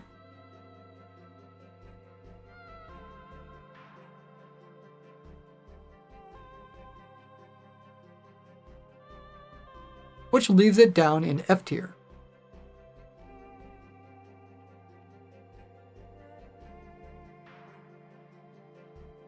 Right, says the nether one is better than the flower farm? Really? What do you use your nether one for? Other than decorative plants? It's not worth using for bone meal. You could use them to grow trees, but there's better sources of wood. You'd have to manually plant the fungus and then get logs, but now there's better ways of doing it.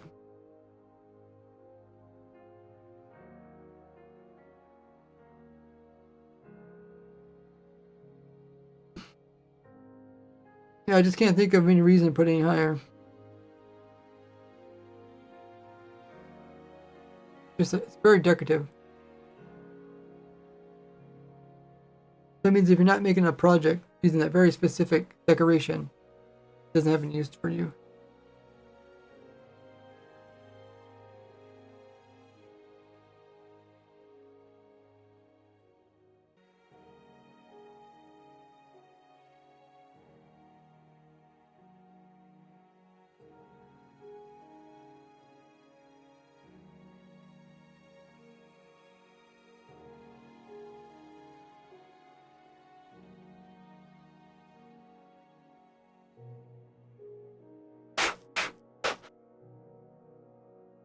Okay. Next we have TNT dupers.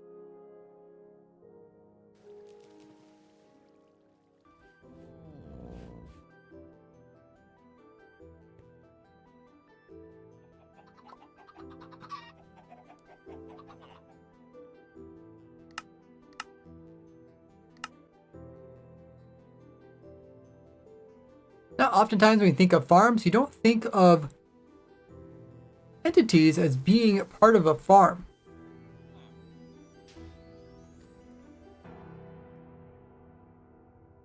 Like the warden farm does produce wardens, which are mobs. But you often think of items as being something that comes from farms.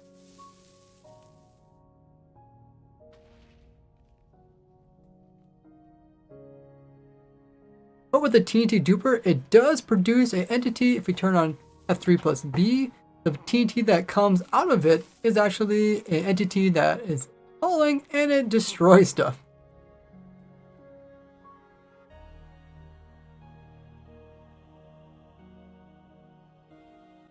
Now, if you don't use dupers in your worlds, then this one wouldn't really make much sense.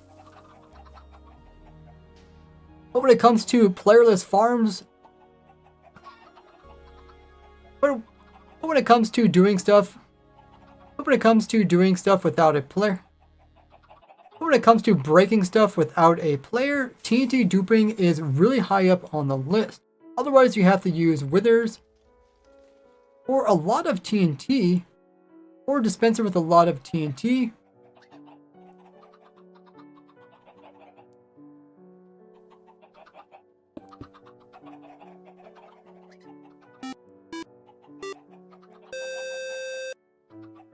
Jono Smithers coming in with the raid. How was your stream there, Jono? Let us know what Jono was up to in their stream.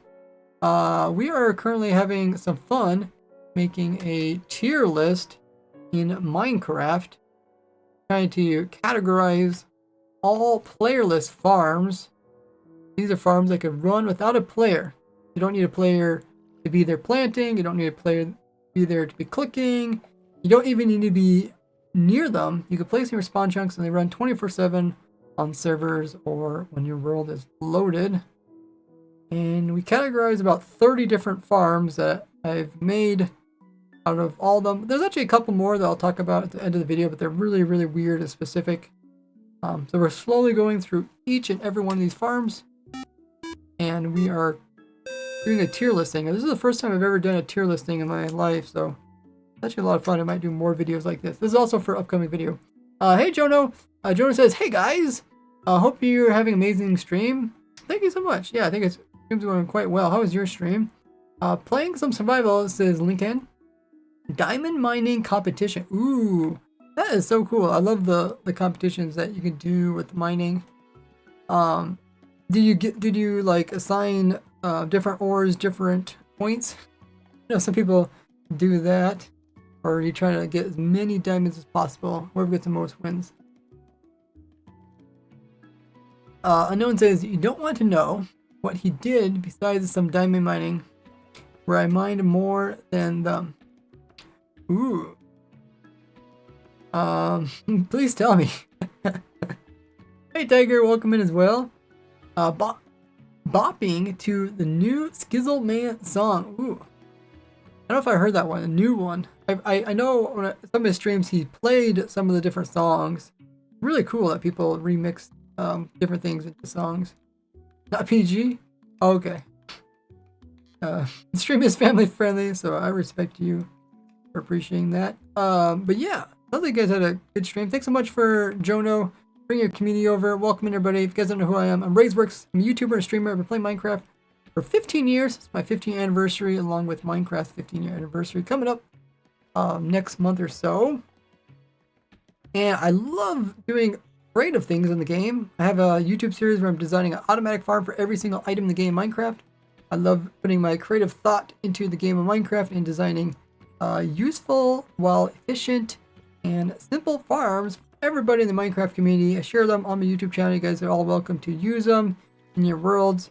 Also, if you guys are curious, every boarding world, I do have a spreadsheet, which kind of lets you keep track of which ones you have, which ones you want to make. Spreadsheet is open to the public.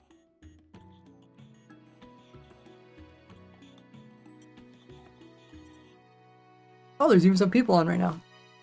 It goes into every single item. It talks about what type of automation you need in order to run it. And on the right hand side is a video where I show you guys actually the farm and how you can build it up. Maybe a schematic or world download or even tutorial.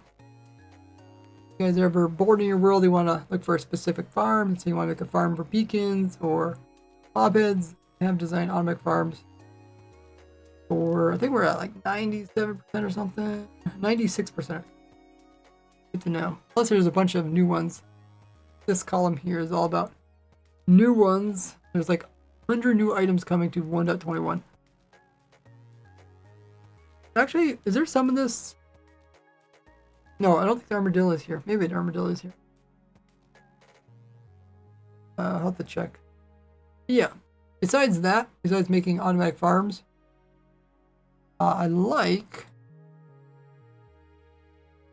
finding a lot of weird kind of tricks and glitches in the game while playing in the new snapshots. I'm always playing in the latest snapshot, and I show those through my YouTube as well. I also do the Survival Challenge series over there and talk about the latest changes through Snapshot Java Edition.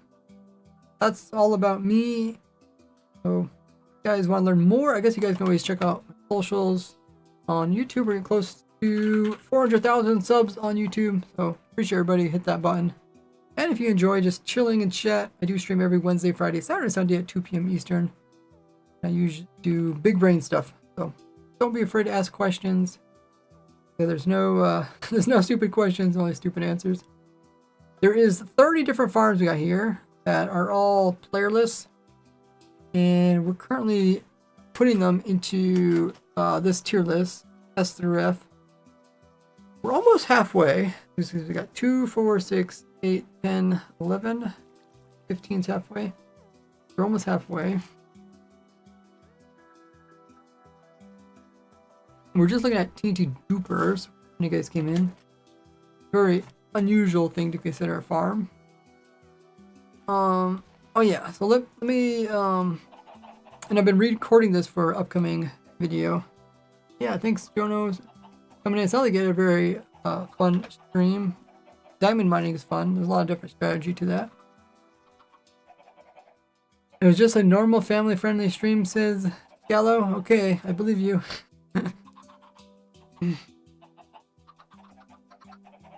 Alrighty, so what else I want to say about this?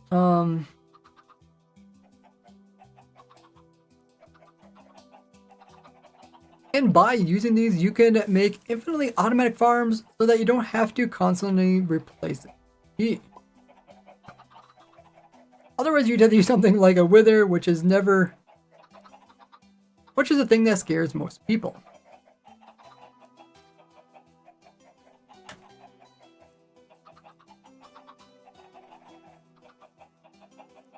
Because TNT dupers are so versatile.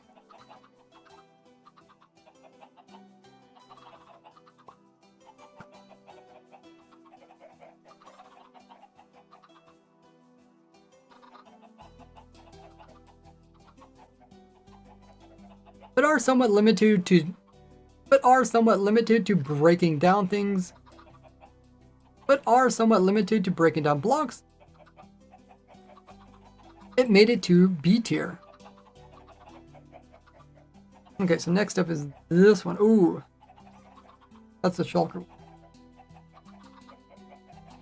Speedrunner's beard is scary. Wait, what does that mean? Speedrunner.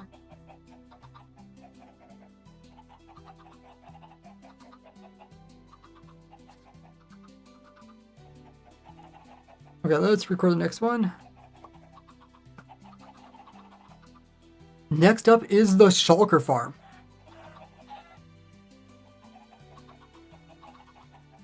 Next up is the shulker shell farm.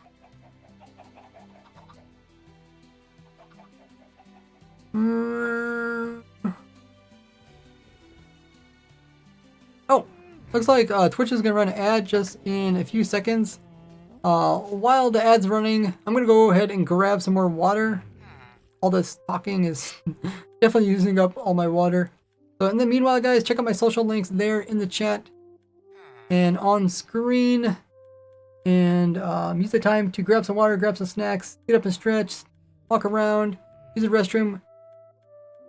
And then we'll be back just in a little bit. You guys can see what I'm up to, not only my YouTube, I got Discord, Twitter, Patreon, TikTok, Instagram, Reddit, all that good stuff. I'll be right back.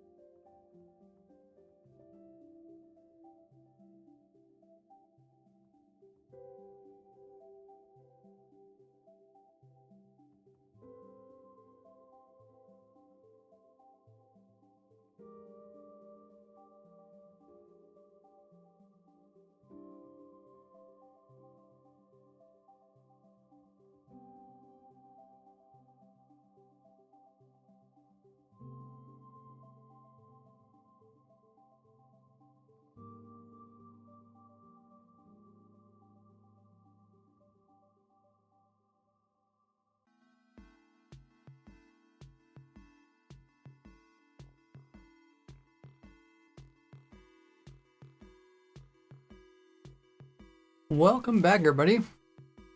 Okay. You guys have some really good points about the Shulker Shell Farm. Go find it. It's up here.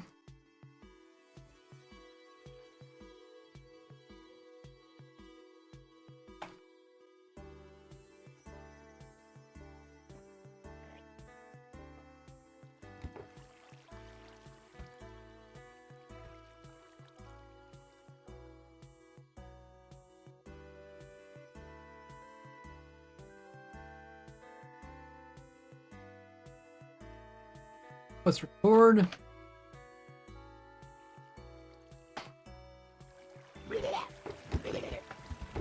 Oh, I think I have to turn it on.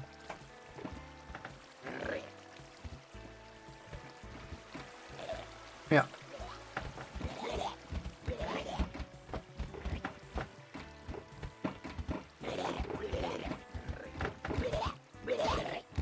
The Shulker Shell Farm produces shulkers, which is kind of expected. It also produces shulker shells. You can see how this thing is working. It uses a lot of different room for the shulkers to teleport to and produce duplicates. But overall, the farm is quite simple. It's got some water keeping them in, and after a while, they will kill themselves from their own bullets. And their items will be collected with this water stream.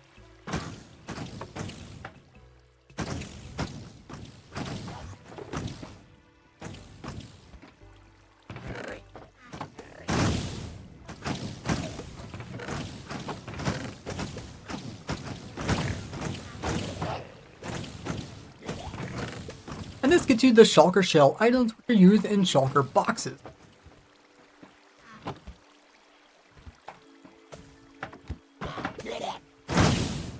Which is by far the best way to store tons of items in a condensed area. And also carry a lot of items.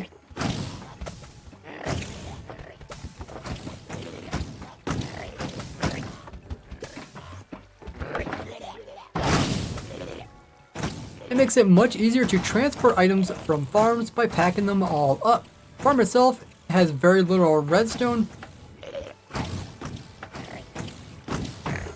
It does have the downside of needing to put a shulker inside, but you can build this farm directly at an end city.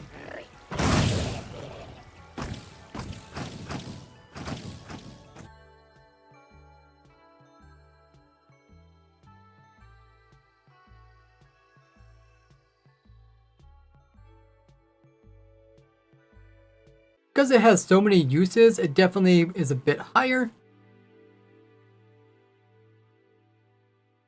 Because it has so many different uses, it's a bit higher on the tier list.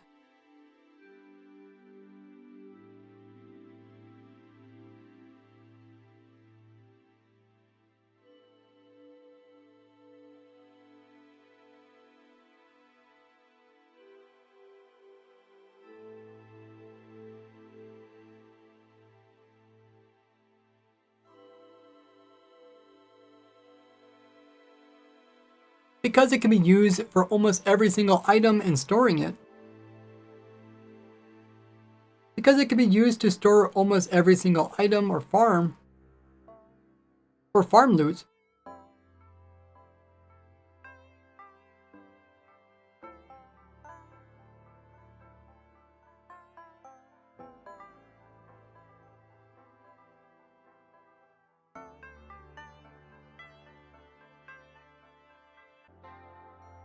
It deserves to be in A tier. I wasn't sure, but now I think about it, you know, how the shulker boxes can pretty much be used at any farm to carry more items. But you gotta think they're also a bit niche, and the farm only produces shulkers. Where some of these farms produce like cobble, and cobble is used in tons of different things. Wood is used in a bunch of different things, and this is used in a bunch of different things. But it's such a game changer.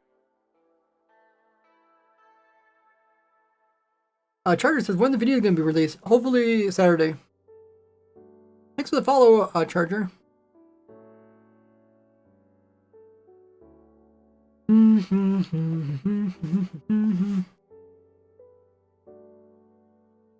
What farms are in S tier? This is a furnace array, The carpet duper.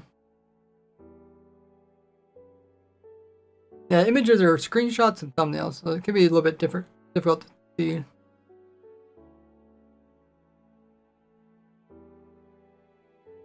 Because Furnace Rays also produce XP, so it's up there pretty high.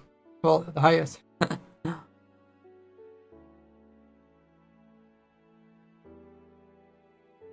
Okay, let's record the next one.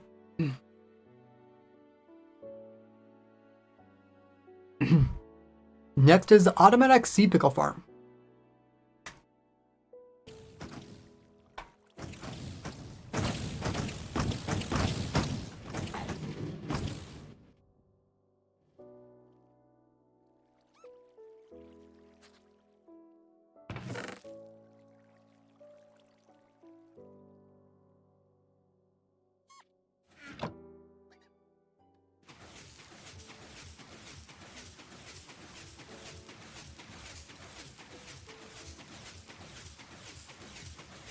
With this farm, we got sea pickles growing in here, with the main one being bone milled from a dispenser, and all the extra ones being broken down and collected for the items.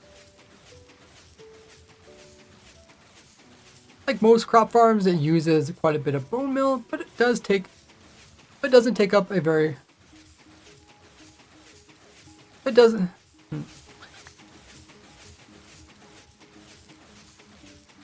But doesn't take up much room or use much redstone.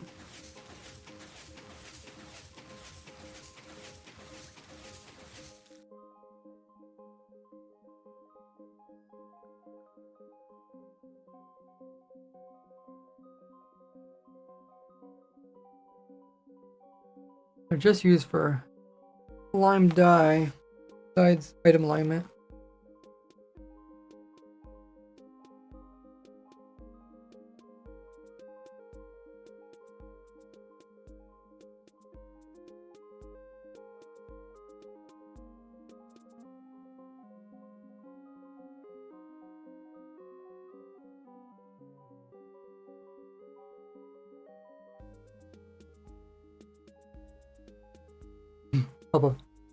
Their main use is melting them down for lime dye.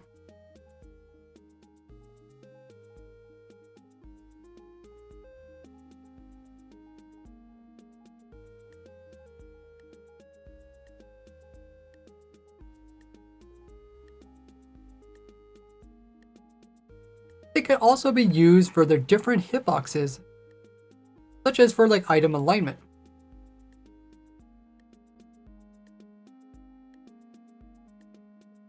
Which is good enough for D tier. Which is good enough for D tier.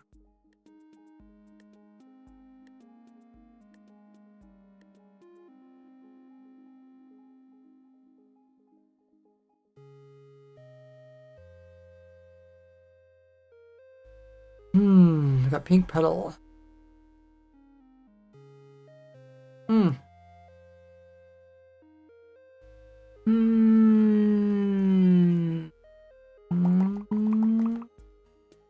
Can't remember what this one's supposed to be. I'm guessing this was just the actual flower farm. Pink petal farm. Not as useful. Okay.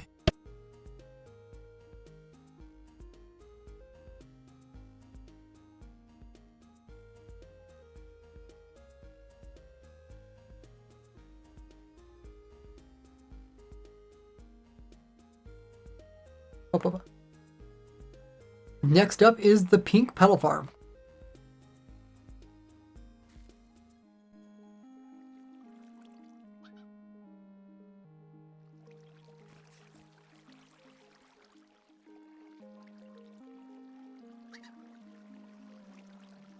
Like other crop farms, it uses a dispenser on a pink petal block, which produces duplicates of pink petals.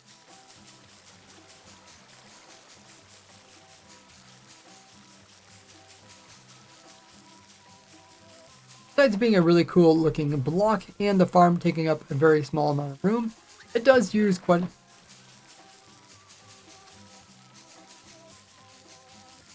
lot of bone meal just to produce one. It does use a bone meal to produce. It does produce. It does use one bone meal. It does produce. It does use one bone meal to produce one petal.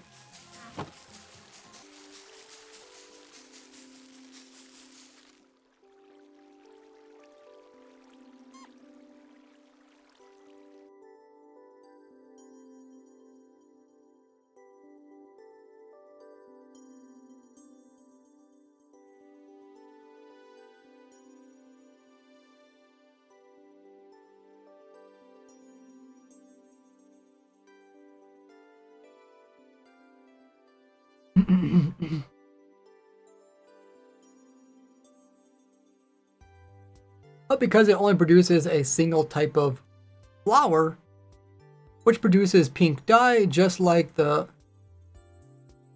two tall flowers, but uses even more bone meal,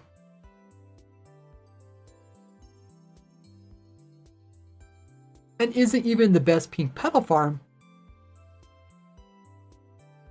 it lands itself down in F tier.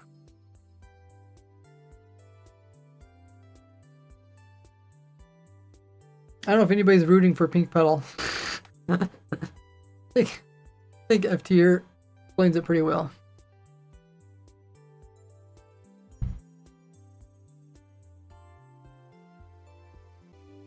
Okay. Next we have a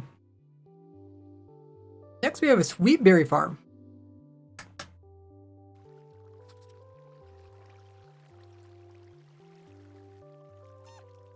Oh, it's here somewhere.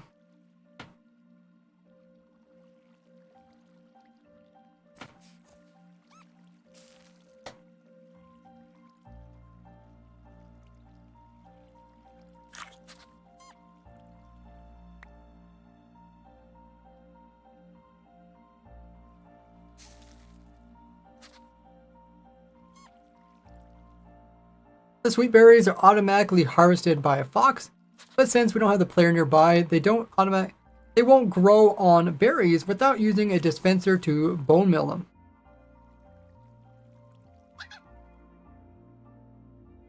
The fox is used to pull the berries off and harvest them.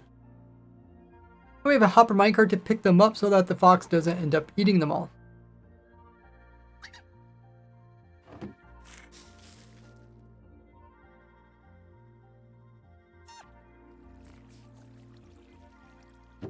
So then we end up with a bunch of sweet berries, which just happens to be which is not a very good food source for the player, and the bushes themselves, although they do create damage when you walk through them, we don't use them in farms to create damage.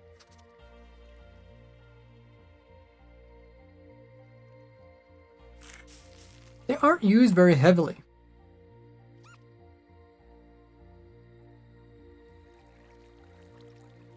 I don't think there's any other use for the sweet berry. I mean, I think Bedrock Edition they have. Oh no, Bedrock Edition they have beets turn into red. Okay, so they don't even have berries that turn into red.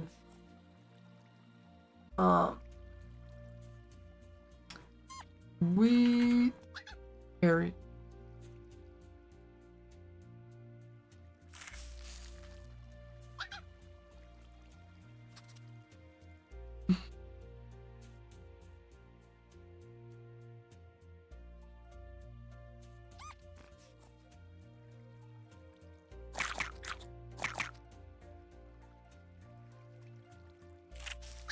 Compost and breeding.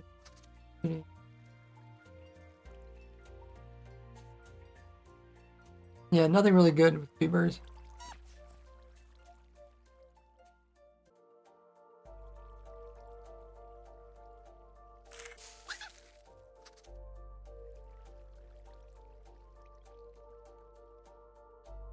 Besides using them for trading, maybe some breeding, they're just not very good.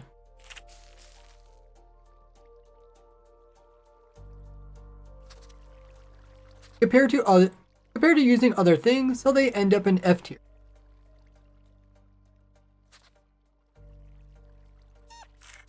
The foxes harvest berries all the time, or at night. You don't want to have, you want to make sure they're exposed to light.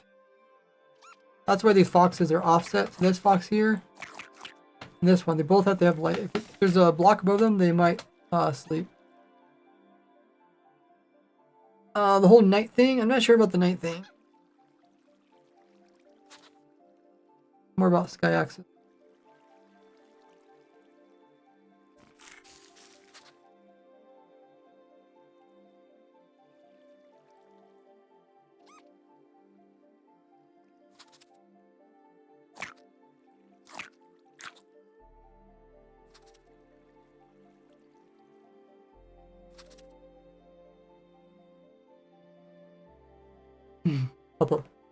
Next, we have the farm that trumps most dye farms, and that is the flower farm.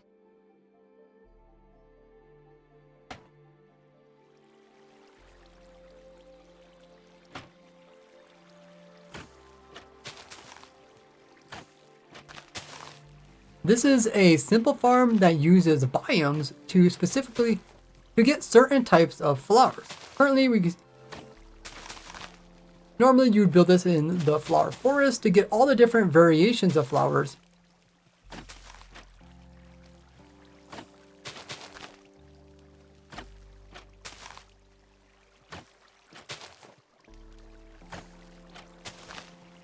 And although it's unlikely for you to have a flower forest directly inside your spawn chunks, you can always chunk load this and put it in an actual flower forest.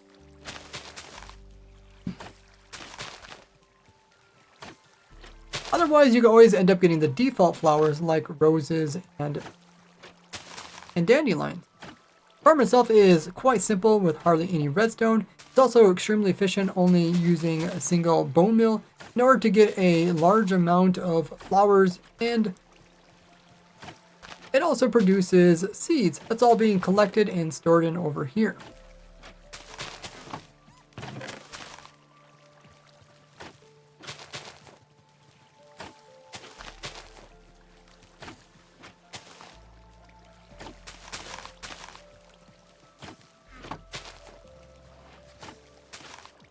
And that's all being collected and stored in here.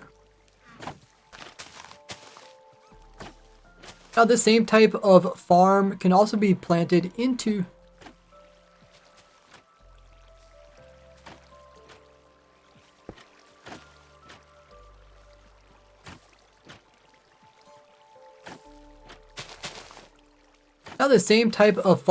placed inside of a cherry blossom biome. In which case it produces the pink petals. And because it only uses a single bone meal, with it you can get multiple petals using a single bone meal. You also can turn down the extra. You can also convert the extra seeds back into more bone meal. Because this type of farm is more efficient than the other ones, this is usually the way you would. This is a recommended way to get the different types of dyes in the game. This is a recommended way to get the majority of the different dyes in the game. I didn't realize how how much junk fell into this.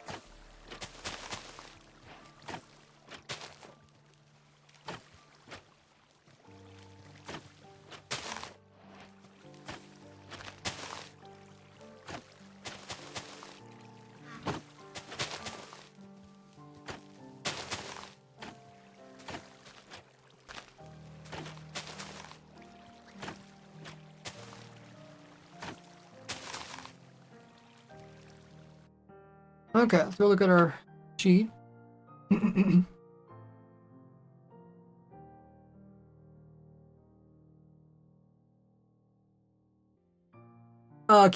my tutorial video, I explained how to try to find areas where the different flowers grow. It's all based on kind of all predetermined. But yeah, you can use like the same seed in the world to find the location too, if you know that.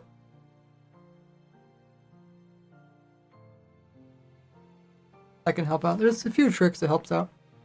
If you understand how the flowers' different patterns are, if you find one flower, then you know the next one's going to be in a certain direction from that one. So yeah, check out that video. I follow those tips there. So it's definitely better than these other previous dye farms because it produces so much stuff. I think we're going to put it up here maybe.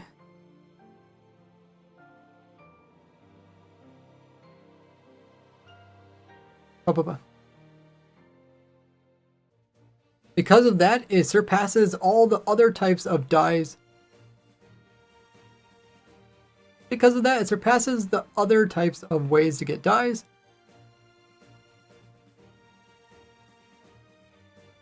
And dyes are needed in order to get the majority of the different types of items in the game of Minecraft.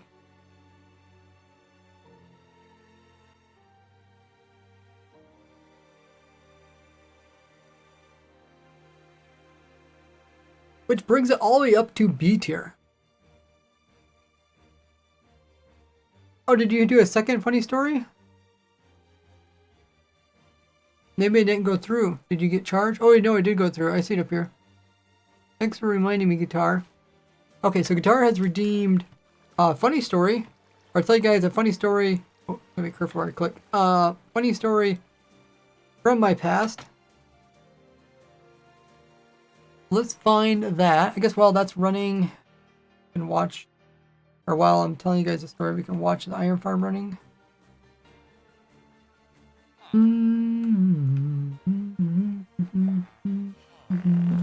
Maybe we can watch the snow farm. Snow farm's kind of a fun one.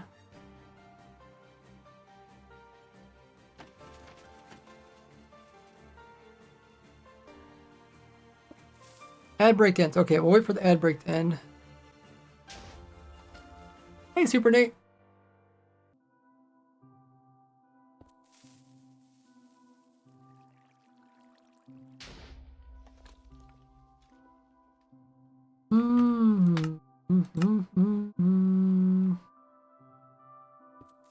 I guess while the ad's finishing, let me find this funny story, right? Show the funny story. Yeah.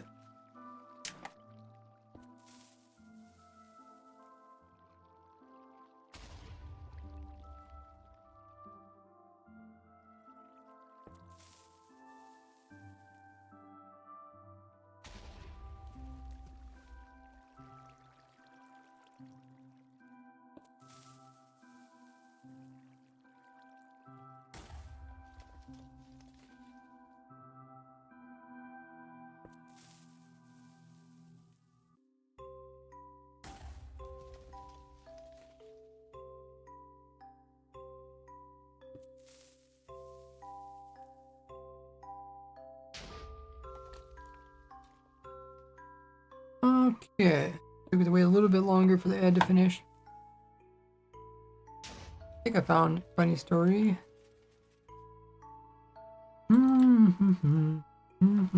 How far are we along this? 3, 6, 9, 12, 15, 2, 17? Okay, we're over halfway. That's good. Some of these are pretty simple and straight.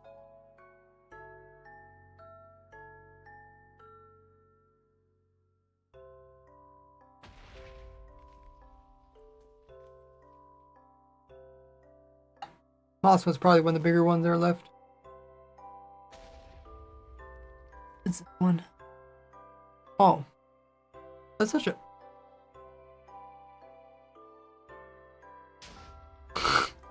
That's a bad picture. I should have took a second picture. I accidentally uploaded the wrong picture. That's the Propagio one.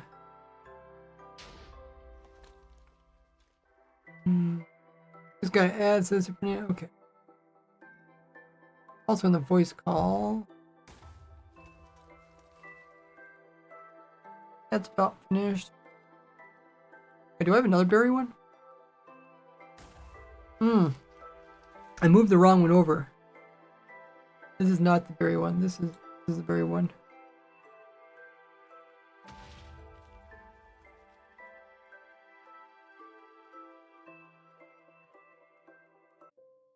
Okay. Welcome back, everybody, from the ad. Guitars redeemed funny story. So I tell you guys a funny story. And while I do that, watch the Flare the Snow Farm at work.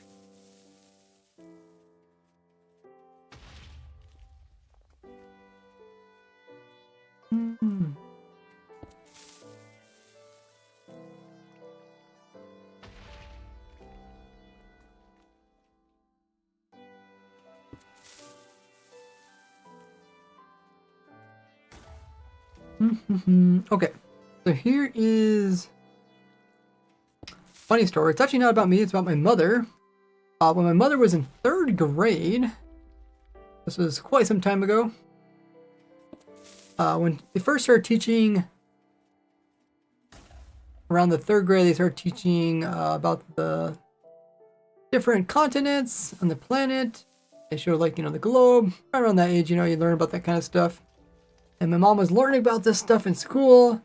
They showed all the different continents, and my mom's like, huh? She's like looking at these continents on this map. She's like, it really looks like these continents could all go together as one big landmass. So she's like, huh, this is really interesting. And she's like, okay. She thought, well, my teacher probably already knows this. But anyway, the next day she went and she told her teacher, she's like, hey, teacher, it looks like all the different continents are on the exact same kind of shape where they could fit together like a big jigsaw puzzle. And the teacher goes, no, you're wrong. She's like, that's not how it is. Telling my mom that she in fact is wrong, that the continents did not stick together. And only many years later did they actually come out, kind of proving that the continents all actually did come together at one time. So it kind of shows you that, sometimes your crazy ideas aren't so crazy after all. You just might be a little bit ahead of your time. Or your teachers might just not be informed. That's another way. There's your funny story. Thank you, Guitar, for redeeming that funny story for everybody here. Thought that was pretty funny when my mom told me. Like, wow, stuff really changes.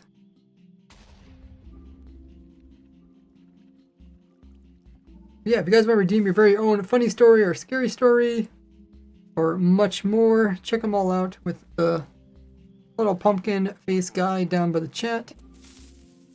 Click that, you can purchase a bunch of things with your points. Thanks for follow, Christopher as well. Welcome in. This was so funny. Then we got Pangea. Yeah, I'm trying to think what's the other one called. After Pangea, then there's something else. They have a name for all the different shapes they made. Yeah, I like the way they even figured out how the planets or how the continents were connected. I mean, besides actually seeing them, like they can actually like kind of detect them that they're moving in different directions. But one way they would actually do that is they would look at the type of animals, the type of fossils that they would find, and then they would notice like, oh, we find some fossils on this continent here. We find some fossils on the edge of this continent. Maybe they were actually together. That way the animals could, walk across them, kind of thing. And also looking at different types of rock. Like if you look at this type of rock and you look into a different continent, you see the exact same type of rock. They're both on the edges and they're undisturbed. You're like, oh, that rock was the same. They're probably together at some time. Smart people figure that stuff out. Here my mom was just looking at the shapes of them. Okay. So what's next?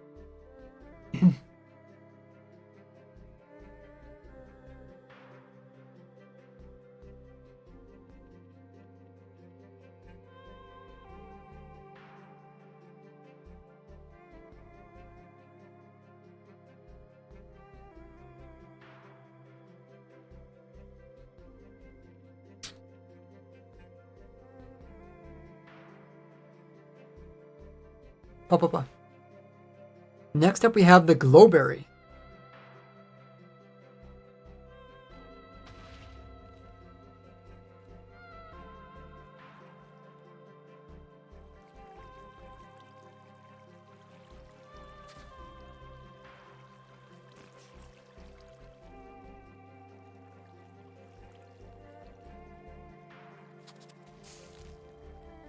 Glowberries are similar to the sweet berries, where we have a fox which can automatically harvest them off of the vines just by using some bone meal to grow it, and then we will constantly pick up the items.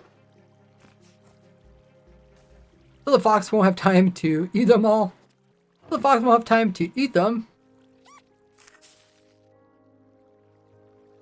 And the glowberries are not only, and although the glowberries are, and although the glowberries are a poor source of food, similar to the sweet berries, they are used in order to make the glowberry. They are used to make the glowberry vines.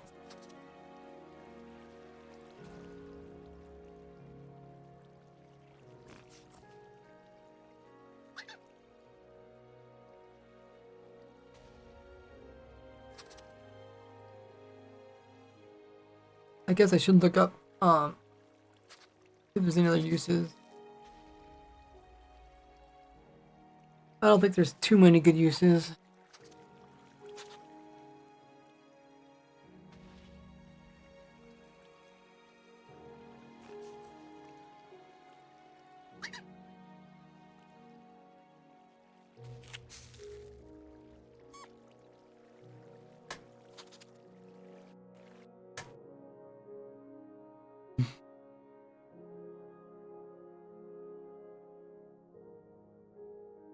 But even though they have many uses, none of the uses are that prominent. And there's other farms which could do, and there's other farms that could do, and there's other farms that could do it better. Something,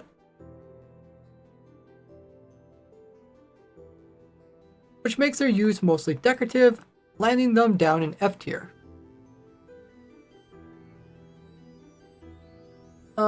Zach says their favorite farm was the zero tick kelp farms, which have been nerfed for a few versions now. Yeah, those are favorite of a lot of people. Car says the teacher must feel so ashamed when they realized that a child, maybe 9 years, outsmarted her university career. Yeah, I don't know. I was trying to figure out. You know, I was trying to look it up, trying to figure out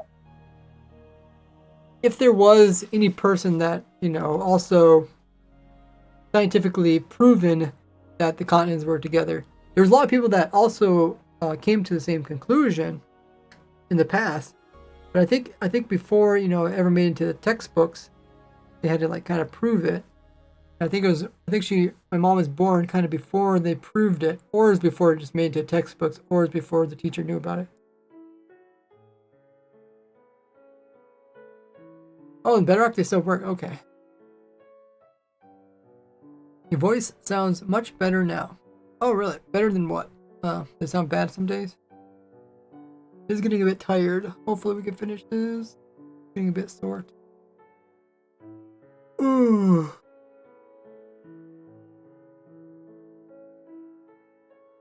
Okay. We have a few more easy ones.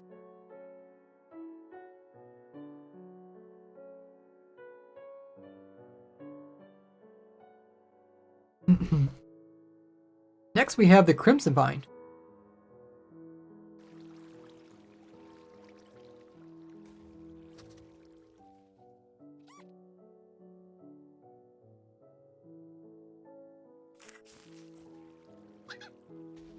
This farm is kind of similar to like the bamboo one, where we just bone meal them, have it grow, and then we break them off.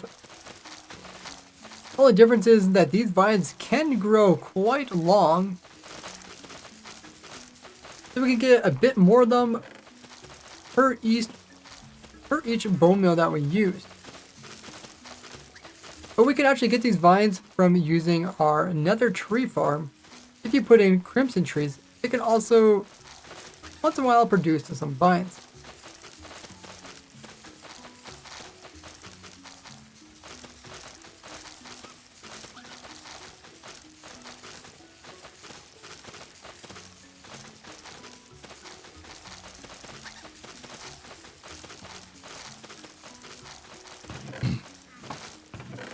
But But the vine uses are quite limited. But the use for these vines are quite limited.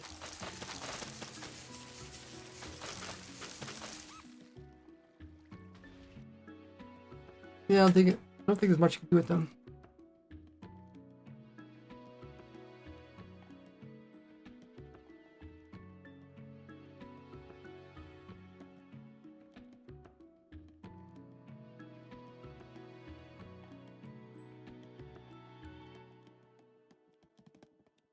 So other than some decoration, they don't hardly get used, leaving them in F tier. Maybe I'm putting too much stuff in F tier. I mean, I think the rest of these probably won't make F tier. I think the rest of these are somewhat used.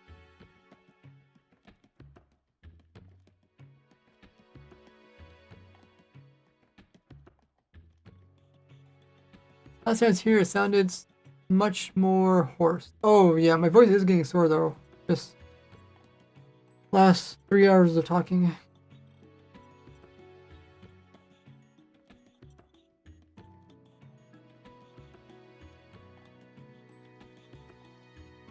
Alright.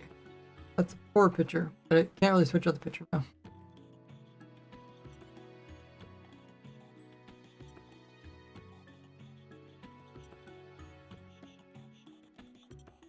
Next up we have the mangrove propagule.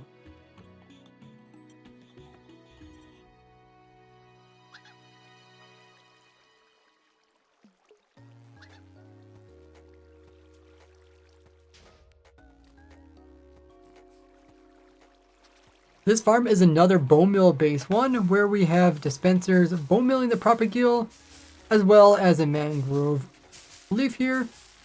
And then some pistons which are coming in and breaking them off so we can get tons of these.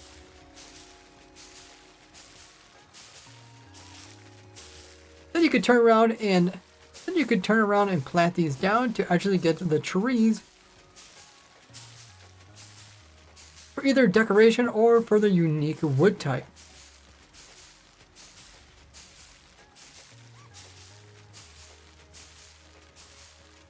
But it does use quite a bit of bone meal, needing one just to produce it, and then more bone meal to grow it to its full stage.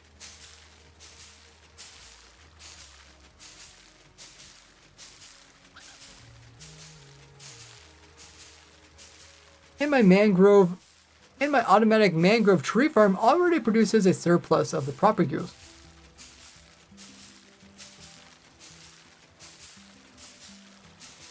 Without all this excess bone meal.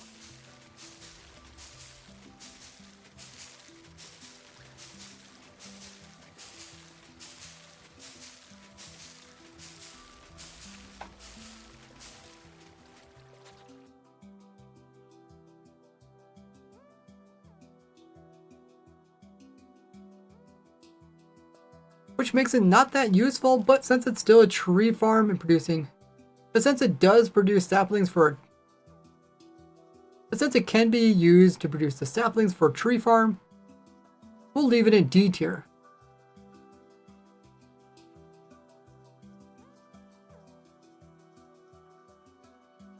Okay, here's one of the bigger ones.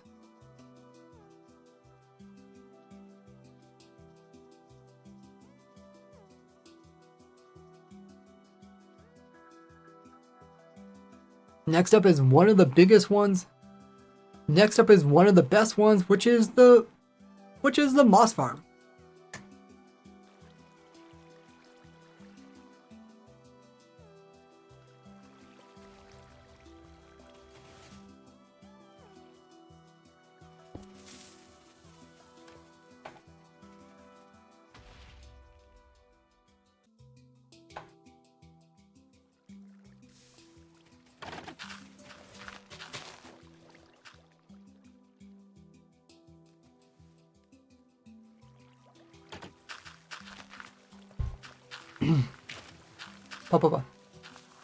My moss farm is quite simple yet very efficient. Where I have a simple stone generator which is pushing in stone that is later then converted into moss, and then the moss has now, and the moss produces vegetation on top, which is washed off, and then the actual moss blocks themselves are broken down by pushing in more stone. It also has an automatic refilling system where it picks up the extra moss, brings it up, and uses it to turn it back into more bone meal to keep the farm going. The redstone itself is really simple, just being a small clock underneath and some timing up above to do certain things at different times. It's also modular, and you can make this however big you want. You can do one module, or you can put a whole bunch of them in a row, and even stack them on top to produce enough to get whatever rates of bone meal you need for other farms, like the automatic azalea tree farm.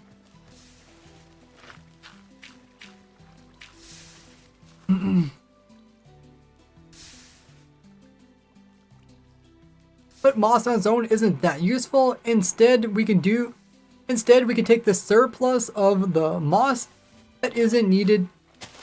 Instead, we can take all the surplus of items which aren't being composted.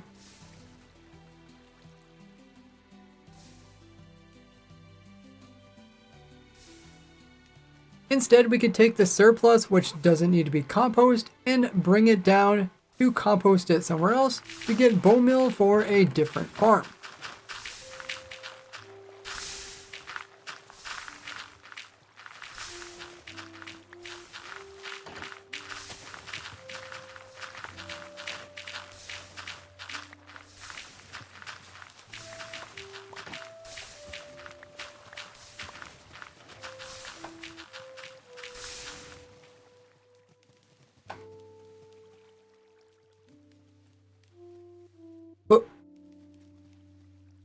But we could take it one step further by coming in and sorting out the useful blocks, such as the azalea, which not only can be used for composting, but can also be used as a fuel source. Which makes another great way to run a fuel farm, which makes an alternative way to run a furnace farm without having to use carpet dupers.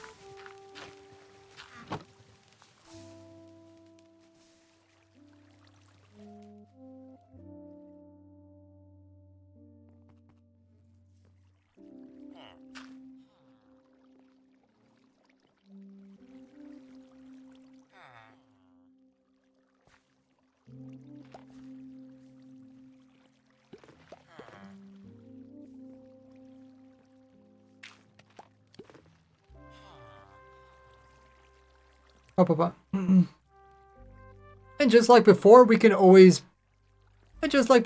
use the furnace to get XPs.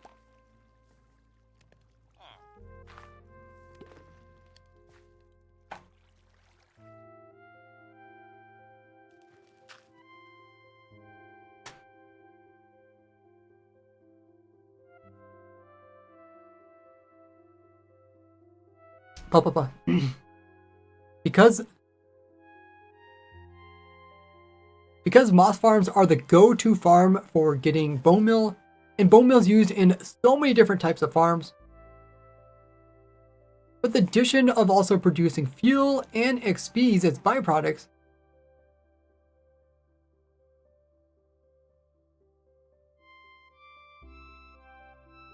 plus some unique blocks.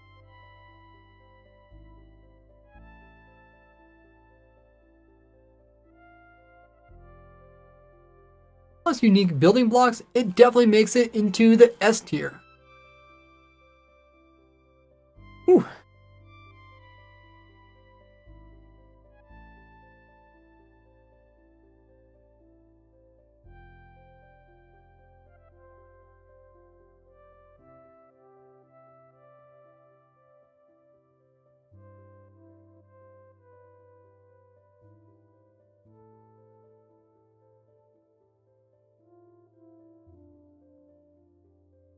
Next up is a strange one, a basalt farm.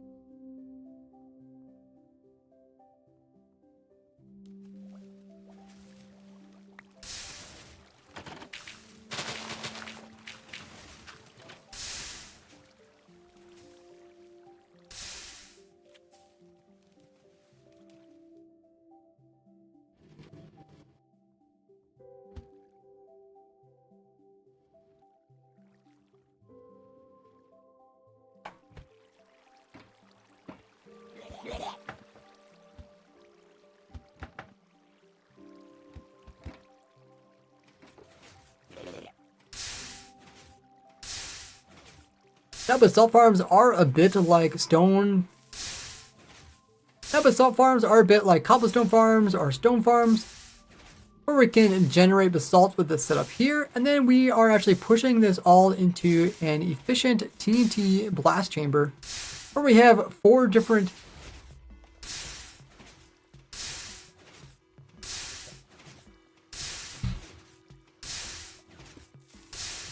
where we push a whole bunch of basalt all at the same time as block 36, we can destroy them as item form.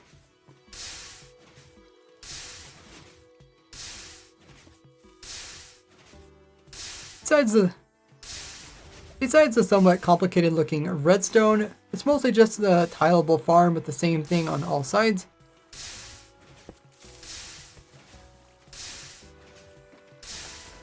And some counters and clocks to make sure stuff happens at the appropriate times, not when everything is blown up.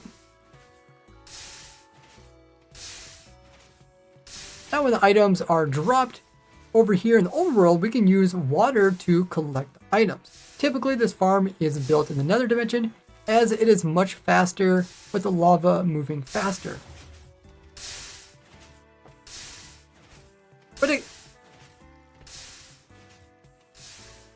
But I have tweaked it to make this design here. But I have tweaked my design to make it also work in the overworld. These basalts can also be automatically smelted to turn them down into smooth basalt.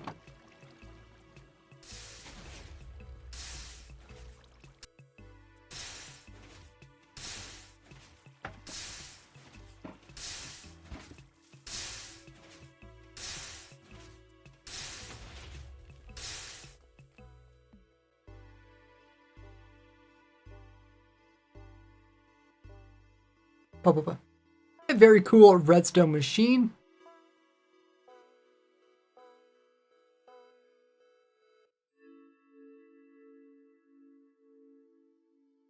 And one of the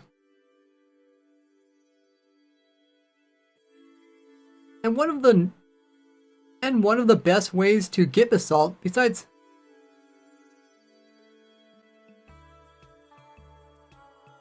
a much better way to get large amounts of basalt, besides instead of having to mine it all. But it's still a bit of a niche item that might not be used by many players, leaving it in C tier.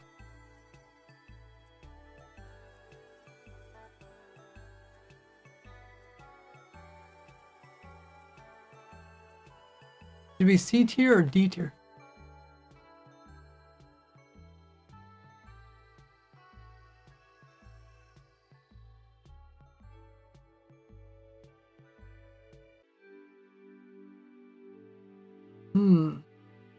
Not really use any craft recipes. Should be D tier.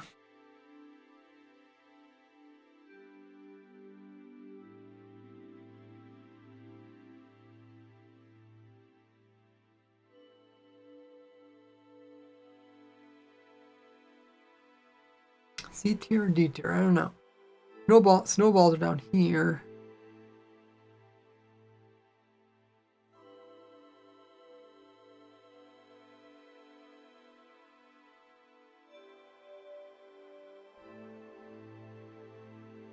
People could argue that they use snow blocks more than they use salt.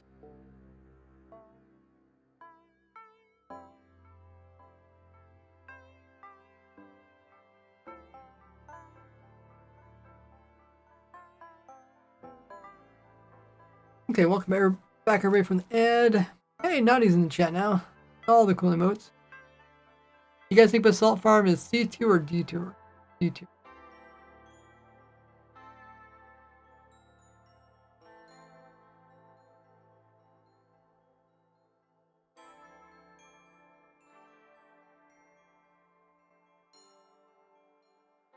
What can you use basalt for? I don't really think anything. basalt. I mean, you can turn it into smooth basalt.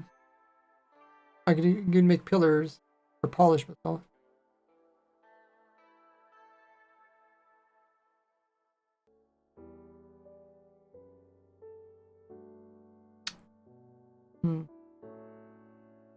Maybe I should put in C tier or B tier.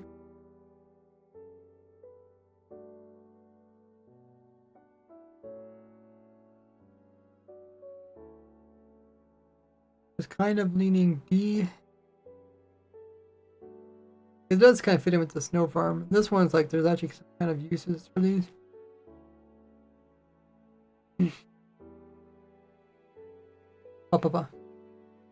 But because it has such a niche use throughout the game, mostly just for building, we'll put it in D tier similar to the snow blocks.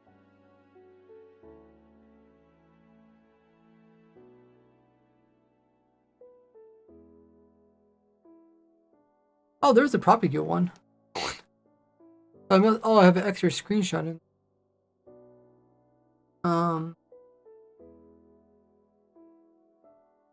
Let me move this one out. Move this in. Okay, this is another one that I don't need.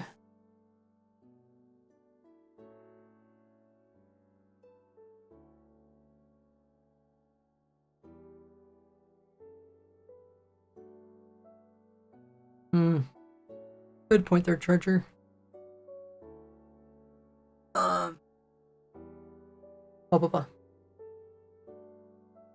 Next is probably a favorite of most of yours.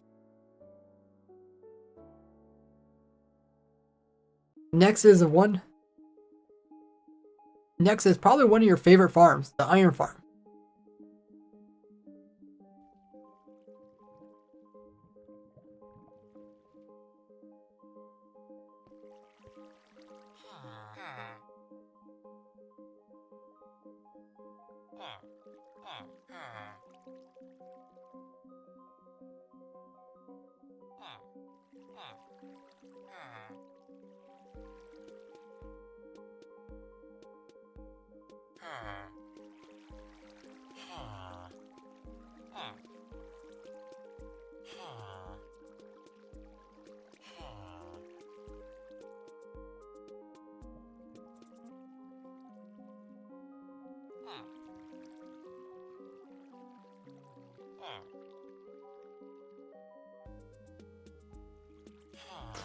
Villagers have to sleep for the iron golems to spawn. They haven't slept in a while.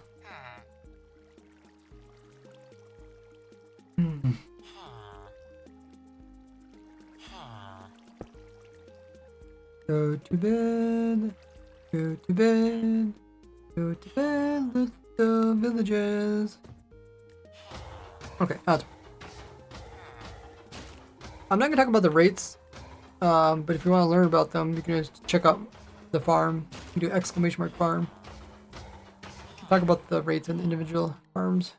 I don't know about talking about the rates, but yeah, the video is gonna be too long if you do that.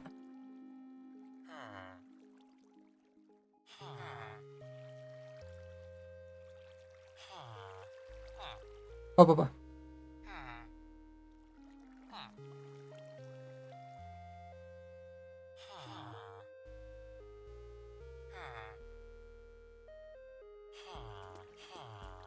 My iron farm is the quickest one to build up.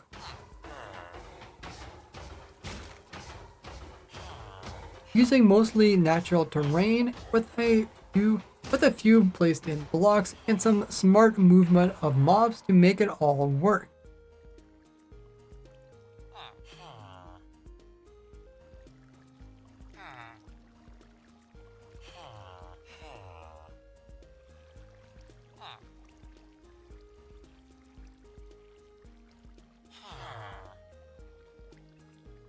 And with the village and the villagers being scared by the zombie, with them able to sleep every once in a while produces iron golems, which automatically try to kill the zombie, end up being pulled into the water stream and killed for their loot, which is tons and tons of iron.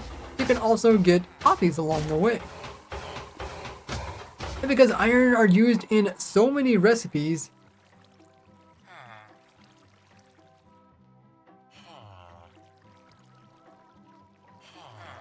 which are often considered kind of expensive,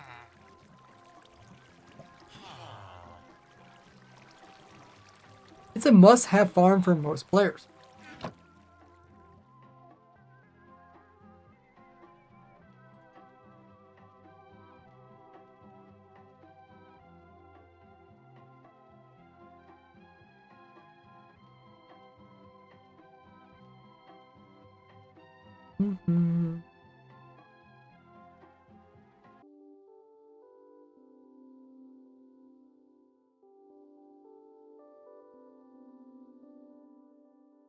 Viewed the iron farm already maybe 10 times. Have you actually made 10 iron farms?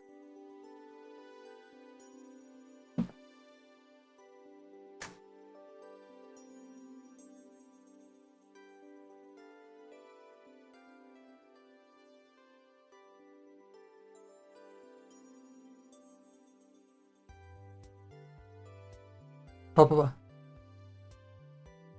Because it's such a useful farm, getting you a precious metal which is normally difficult to get in large amounts, plus the poppies which can be composted down to bone meal, it deserves to be at S tier.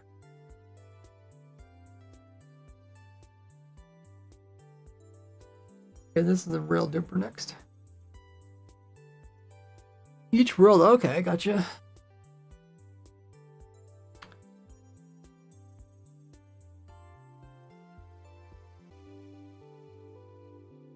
Next up are rail dupers.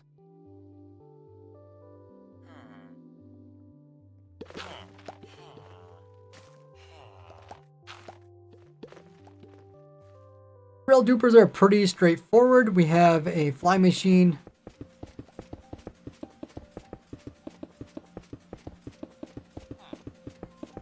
We have some slime moving back and forth, duplicating the rails, and some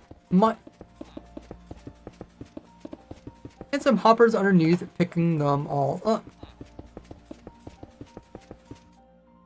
We can duplicate not only the normal, also the power, the detector, and the activator.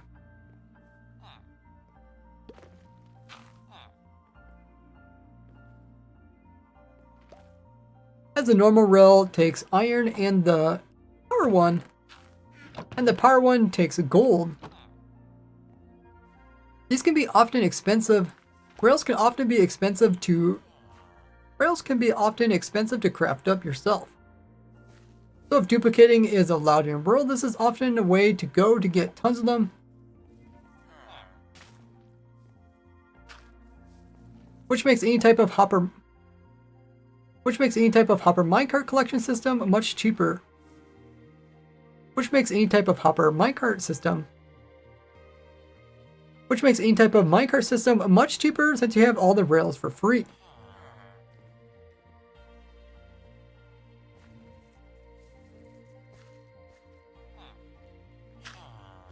Taking this all into consideration, it ranks pretty high.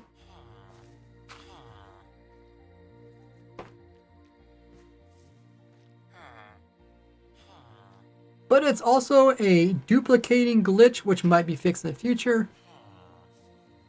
So we'll leave it at B tier.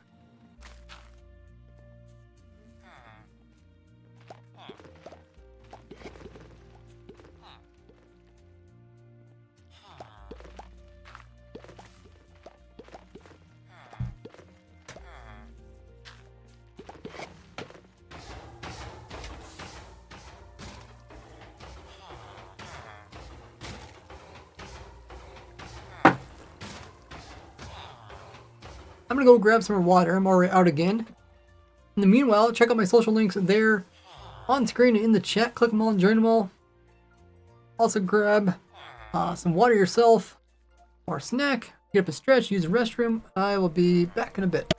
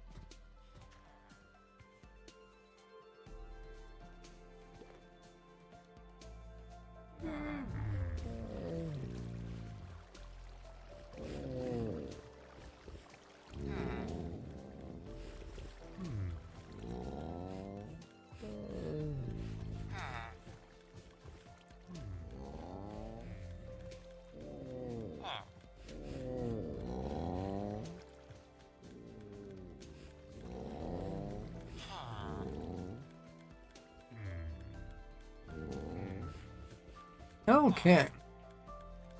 Can't remember if this villager needs a workstation.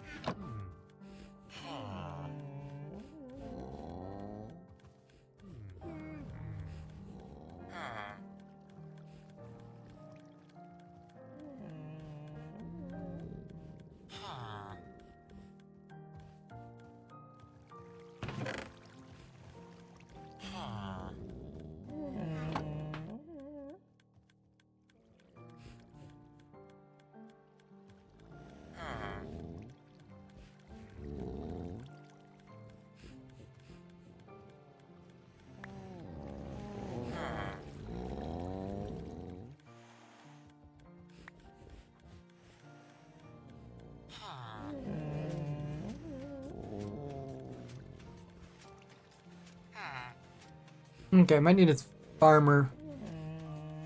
Oh, yeah, there's a compost, but it's not. Doesn't recognize it.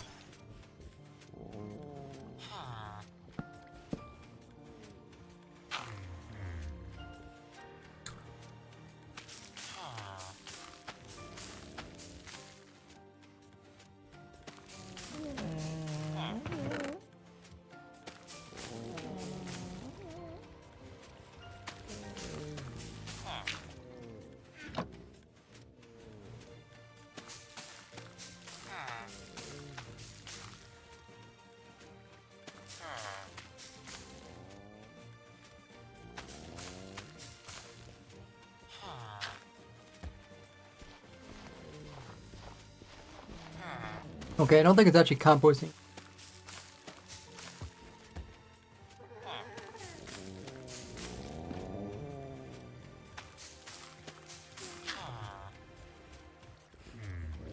Well, maybe it is.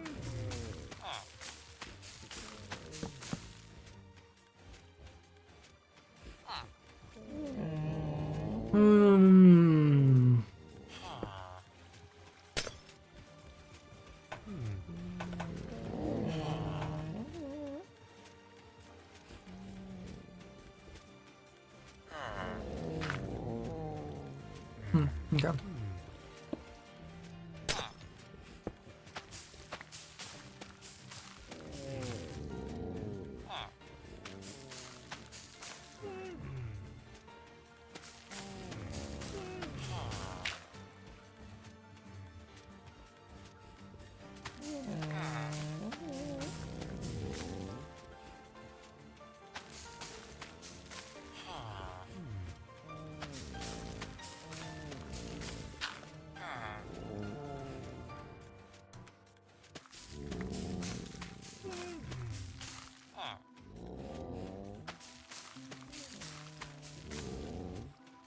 Love how sniffers sound. Huh. Kind of like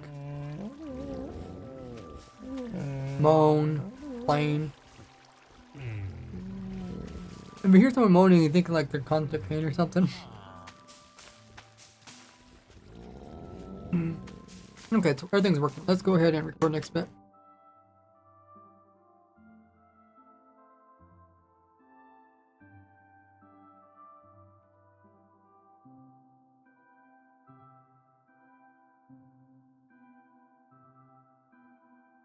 The next one we have is sniffers.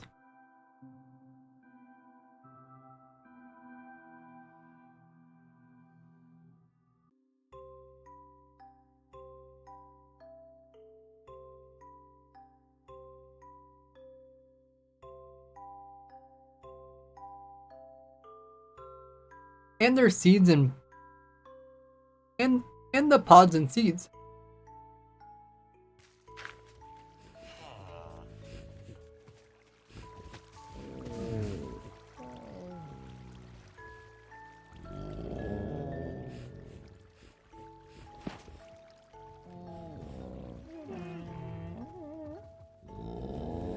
It first starts out with the sniffer farm here, where the sniffers walk around and they can sniff out seeds. See, this one here is trying to find some.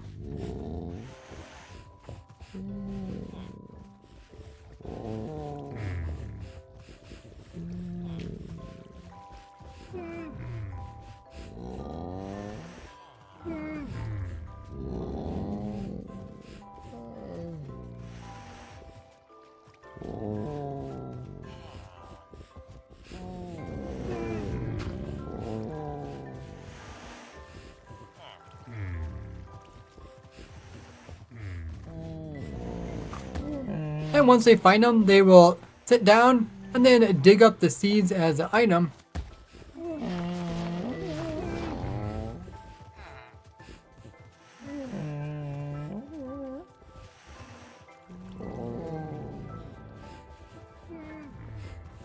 think they're getting pushed around.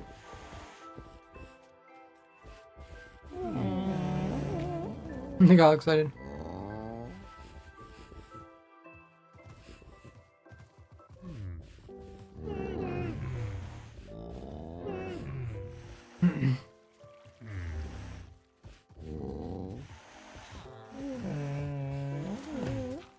And then every once in a while, we have it automatically wash all the items over and into this barrel here.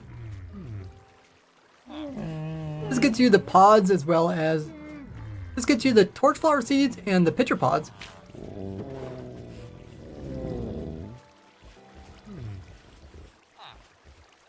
But we could go a step further by automatically turning them into the flower pot, into the types of flowers. This is done by dropping them to a villager, which can pick them up, automatically plant them down. And then we're breaking them off with a piston over here. And we're using bone mills to grow them up.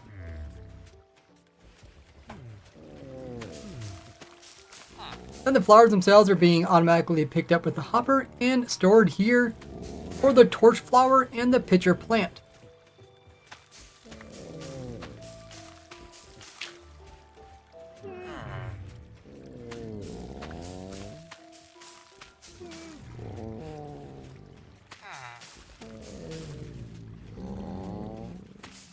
Now the seeds can be used to breed up more sniffers.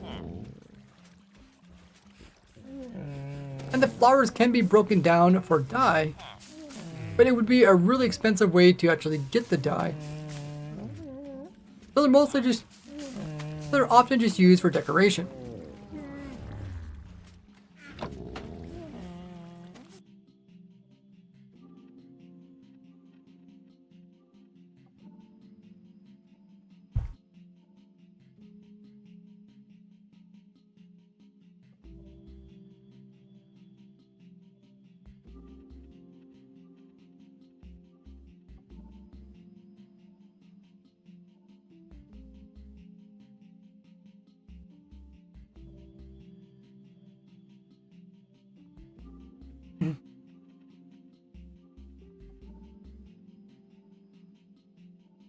So because of this, they do rank pretty low.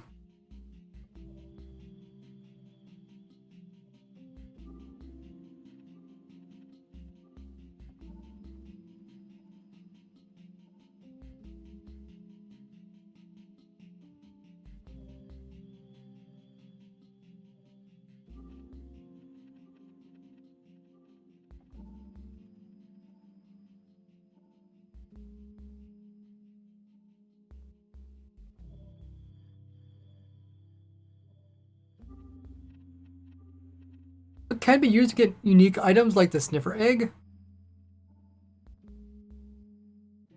And who doesn't like sniffers, putting them at tier C?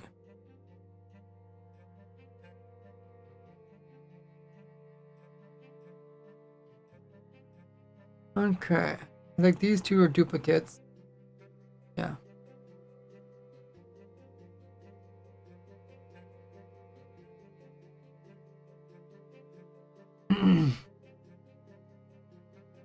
This next one's a bit of a strange one. Which is auto brewer? Which is a brewing system.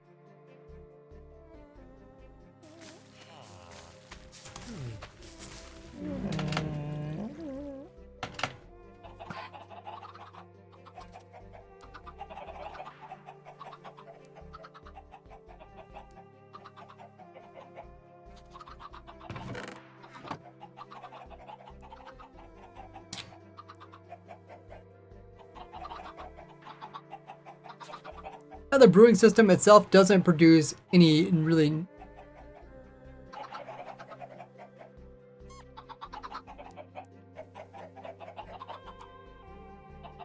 Now the brewing system doesn't necessarily create items, but does convert ingredients down into new potions. This is my super simple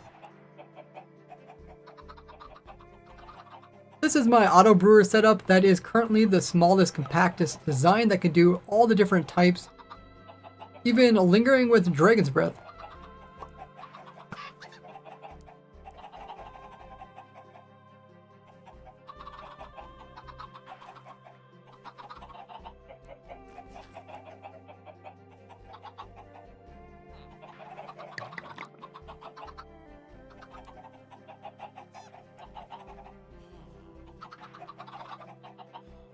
there's not that much redstone to it, and it eventually will brew down all the different potions.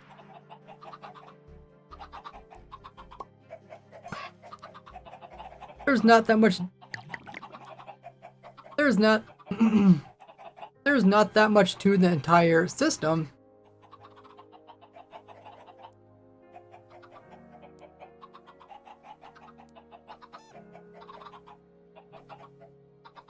And you can make any type of potion you want with this.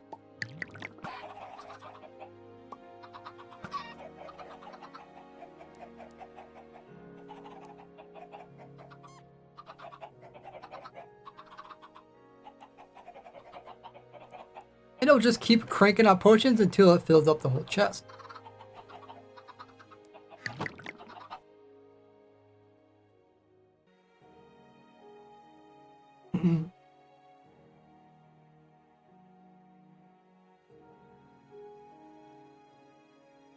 Now, because potions are used in such a wide variety,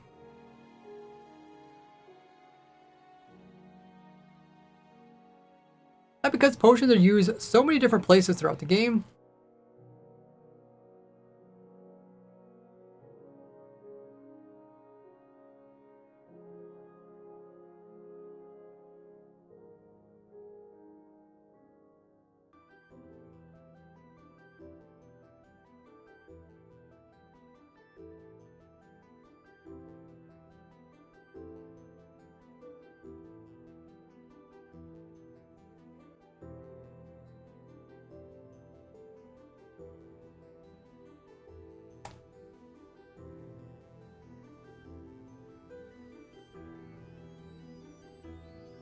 and everybody will eventually need one.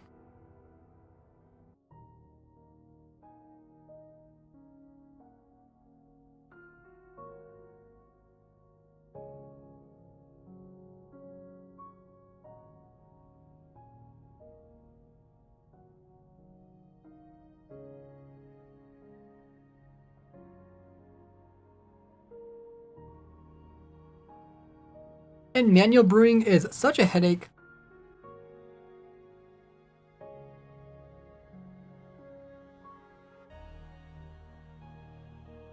It deserves to be at B.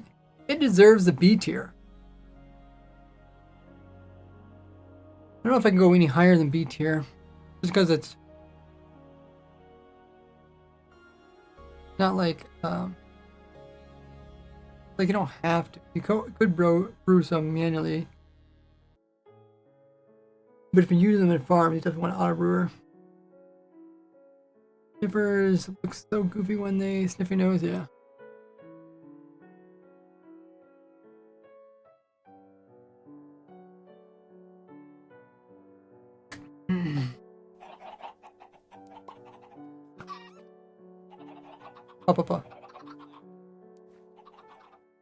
Now, out of all the different farms we looked at so far, this is the only farm that can actually run not only in entity processing chunks, but also here in the block processing or redstone processing chunks. This is because no items were actually thrown out of the system,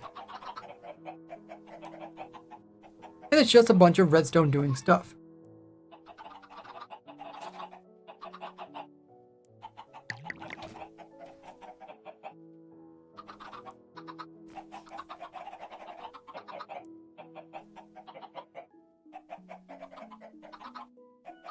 But you still need to come in and fill up the dispensers with their unique items.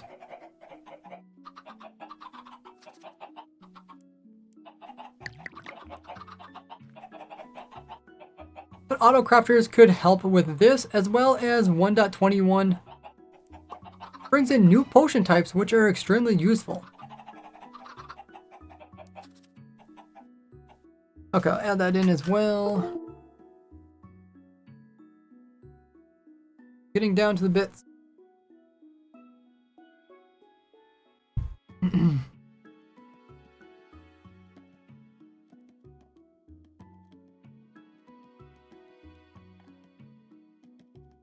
Next we have one of the most well-known playerless farms, the chicken farm.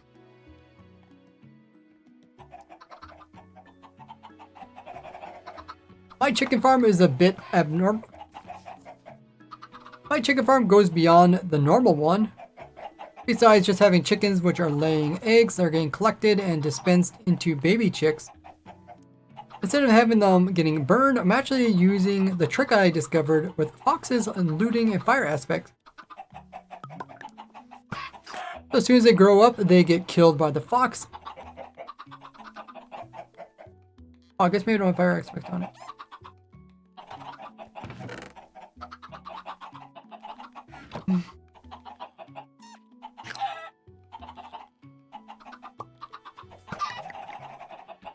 And we're picking up the loot from underneath. And we end up with tons of chicken as well as feathers. Now the fox doesn't have fire aspect, now you could choose not to have fire aspect on its sword, in which case you get raw chicken.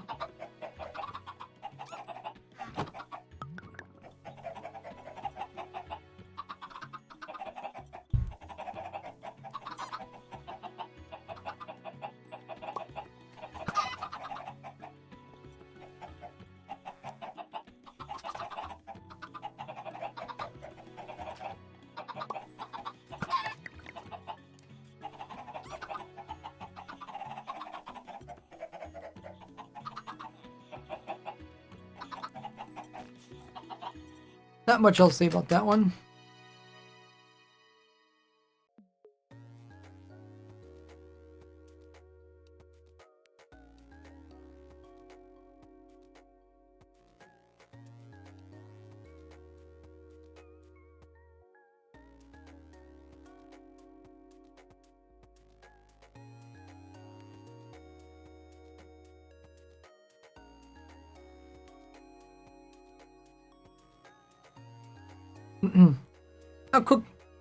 Now having an unlimited source of cooked chicken is extremely useful.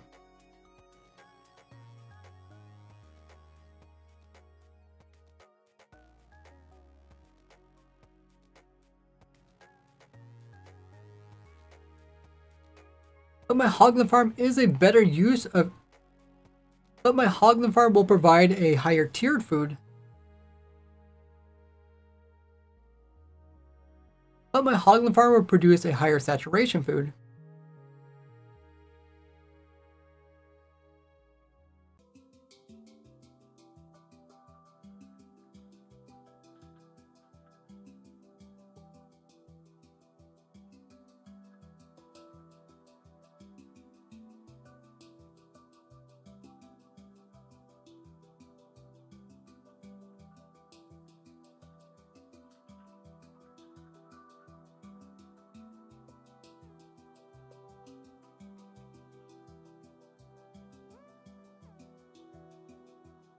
And chicken farms are more of a early game.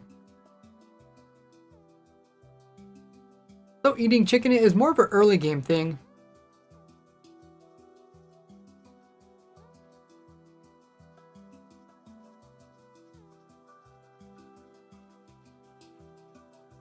Which puts it in tier C. I don't know if it's C or B. A lot of people really like their cooked chicken farms, but in the grand scheme of things,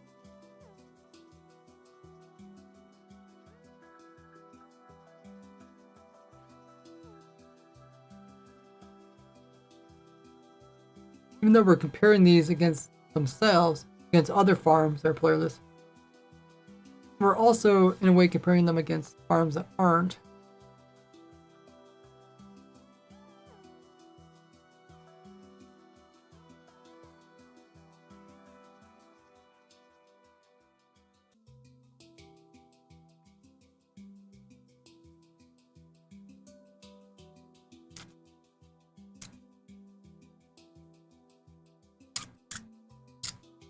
Okay. There's also the string dupe.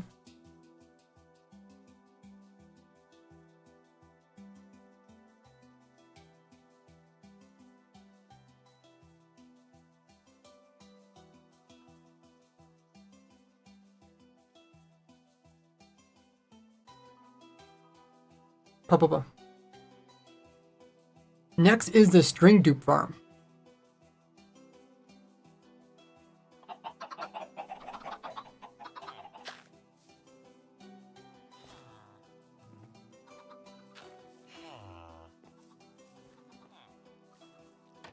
is where flowing water breaks string. You can end up with more string than you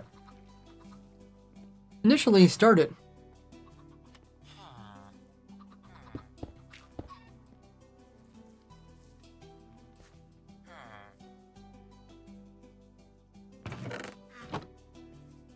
And this can be automatic, and this can be automated so that it constantly produces tons.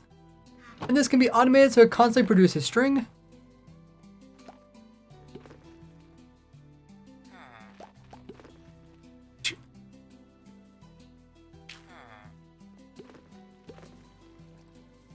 Which has a lot of uses, from like tripwire to crafting it down to wool, which can also be made into carpet.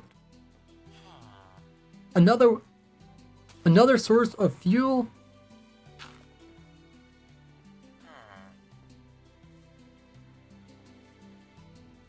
But since it's a dupe, it might be removed.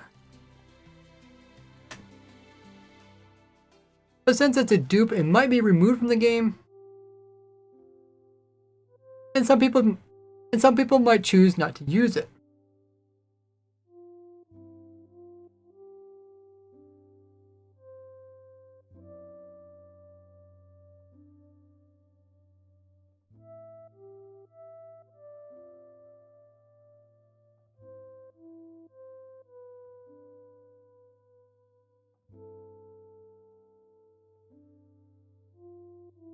It's also less efficient than an actual carpet duper, but is more efficient than a spider farm, putting it at B tier.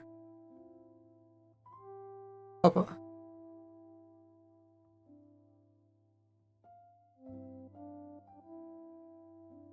me check my notes. These two are duplicates.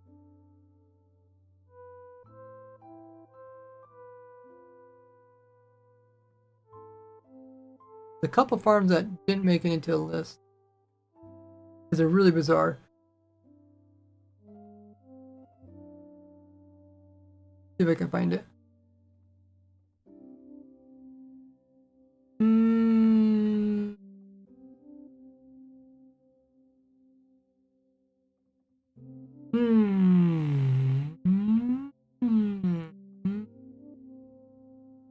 Okay, I think I found it. 4 wood, concrete, stalks, snowball.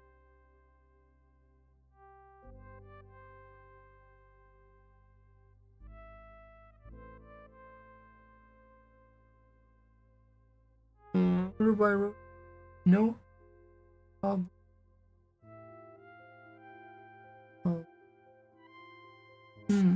This ornament. I don't know if this is it or not. Kind of looks like it. It says ore, wood, concrete, stalk, snowball. You ever made a snowball farm? No ice, cobblestone, basalt. Don't know why. We do have cobblestone and basalt. Maybe I was just missing. But no ice. Ice uses random text. That wouldn't work anyway.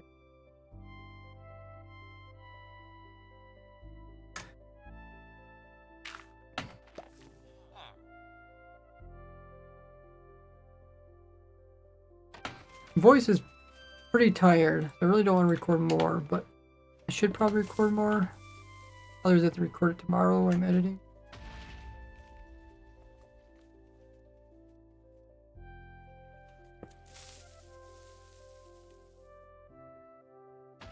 Piston water, Enderman. Mud.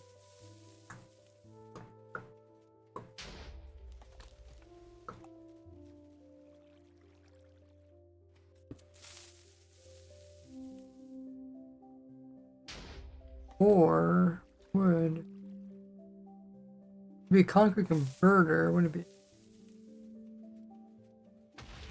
Oh yeah, I haven't talked about the Enderman farm. Also clear list.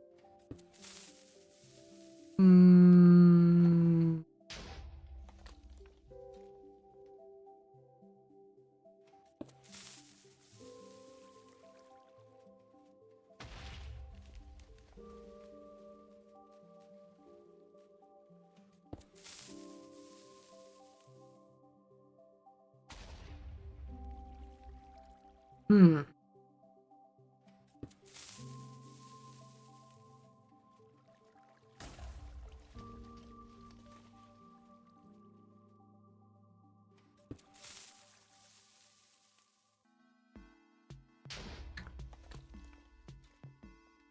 A lot of stuff in my notes. I should probably clean them out.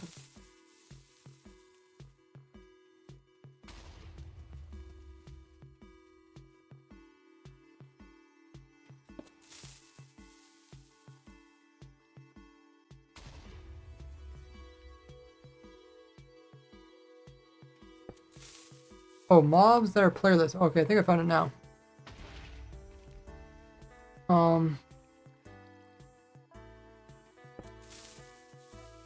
Playerless but complicated. Okay. Root of dirt. Mud. Wither rose. Villager breeder.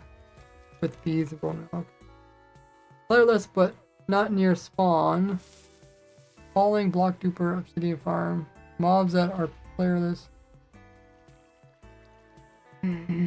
Cannot do its grass. Crops.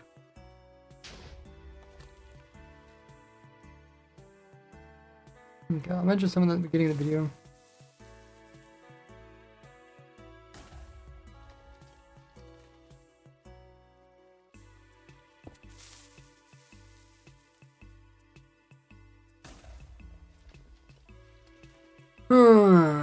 Okay.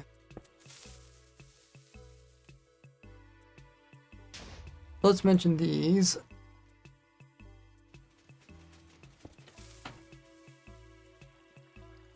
Rid of dirt. Rid of dirt. Mud. Villager breeder.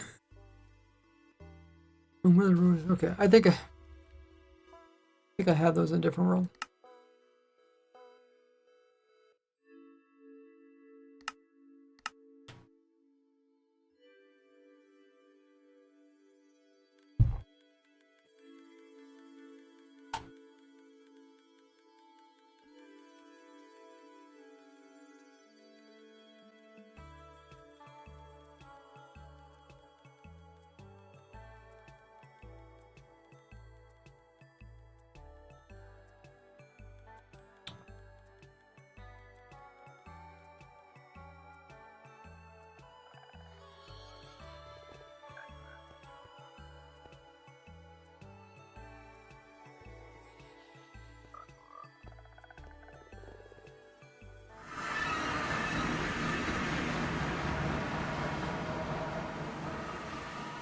Okay, so we got the stalk here. I don't know where the other ones are at.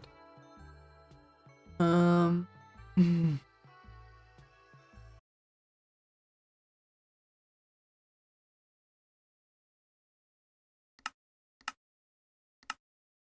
they nearby? Oh, okay, they're over there.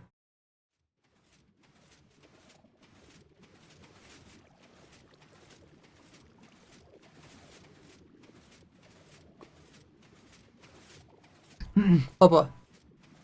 Now there's a couple other farms that I didn't include that can technically be done, but aren't really. They're too complicated to do in. They're too complicated to make playerless. One of them is the Skulk farm, as all you really need is mobs dying. In my quick and efficient design, I use Endermen, which you can easily get a lot of, but you could technically do this by using chickens. And actually, you can use a couple other mobs to also die. And actually, there's a couple other mobs that can be. There's actually a few other mobs that can be generated without the player. The Iron Golem's another one, such as like the Iron Farm. Villagers can also be generated using a villager breeder. Villagers can also be generated, as well as you can convert them to villager zombies, which can be drowned to make the drowned mob, and you can also zap the villagers with lightning to make witches, all without having to need a player. But these type of farms would be so slow it wouldn't really be worth it.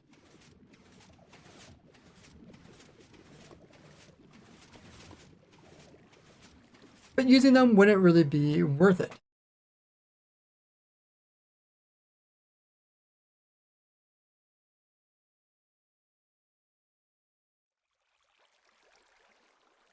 Another farm that's possible but isn't really worth it is when it comes to getting rid of dirt. This can be done with a azalea tree farm. This can be done with my playerless azalea. This can be done with my playerless azalea tree farm, and then we just use the TNT to also blow it up. But we can also, but another one is also mud.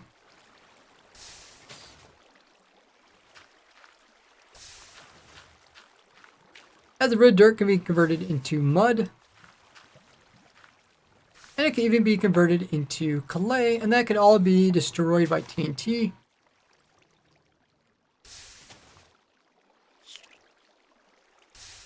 But once again, it's just more efficient to do other things. But once again, it's more efficient to use this design here where the player plants in azaleas and Endermen pick up the blocks, so we don't even have to use TNT.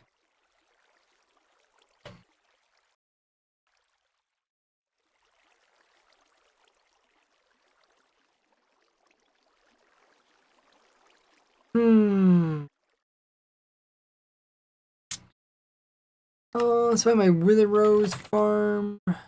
Wither. I don't know if I have a Wither Rose farm here at all.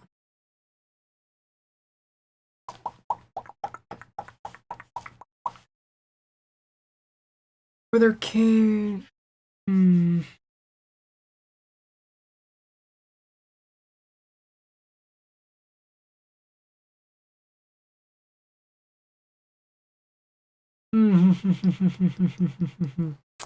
Guess we can skip it for now. Villager, breeder, useful farm.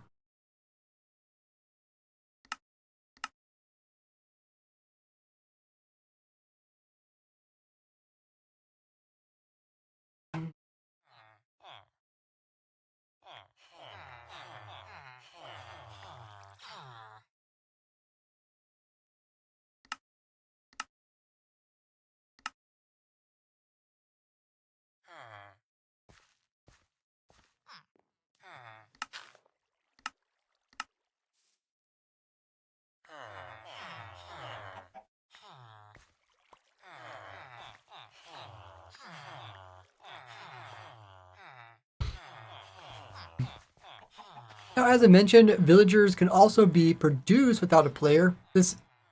First, you need to have a villager crop farm like this, except these crops aren't going to grow without random ticks that only occur around a player. So you need to also have bees come in to automatically grow the crops up.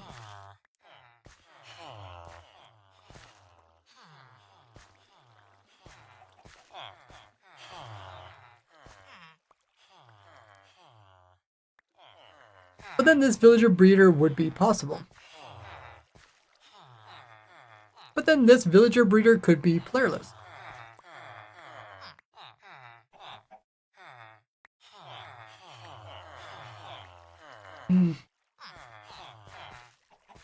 Alternatively, you could use dispensers to grow up the crops. Okay.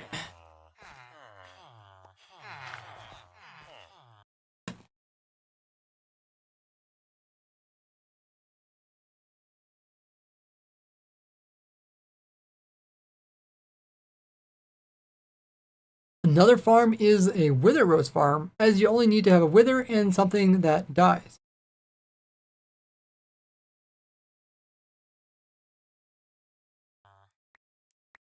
Ooh, okay, okay.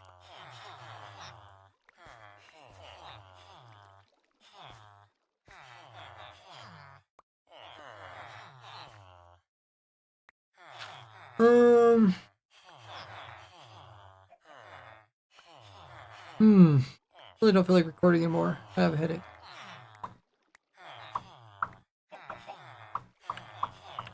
Oh, there's a couple. One. Where would it be? Falling sand. I guess we go to my beacon.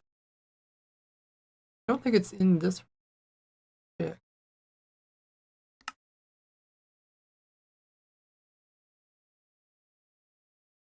Gee, Ulrich has 126,000 points contributed.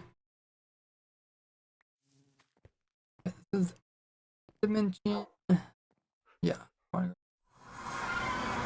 Oh no, the farm isn't. No. I have a different world. Where's the beacon farm? I don't have. It's not called beacon.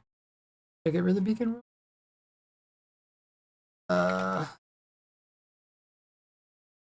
Thought I kept the beacon world. Maybe just go wither smelter. Oh, here it is. Maybe not. Looting farm. And this is the actual farm with portals. Bummer, bummer, bummer. I don't think that's it. We need. What do we need? We need a sand tangent. Oh, it's in Motherworld though. And here it is.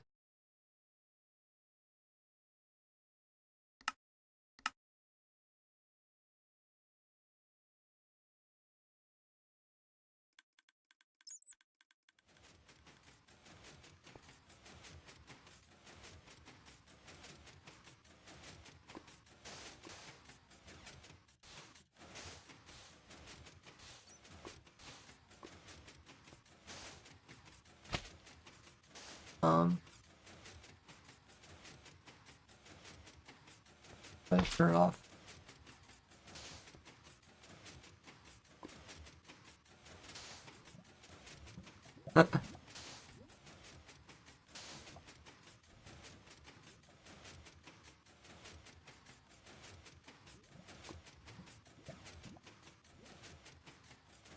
Oh, I wonder if the bees don't work anymore. I'm not sure. I don't know if this is even being recorded.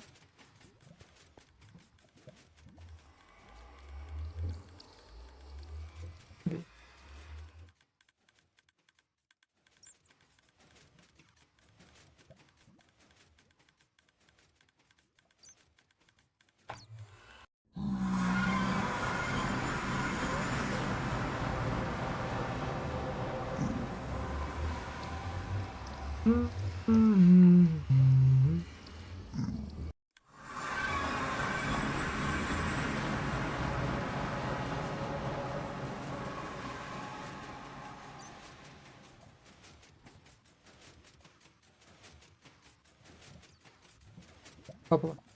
Now there are some farms that can't be. Now there are some playerless farms that have to be. Now there are some playerless farms that typically wouldn't be in spawn chunks, such as like my gravity block duper. This uses the entrance end portal, and if you go over to the other side, it will duplicate sand.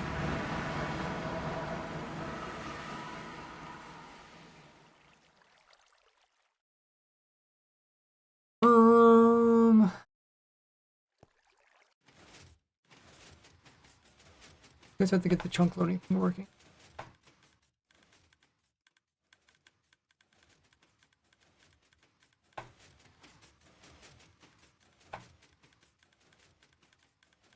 Is it working?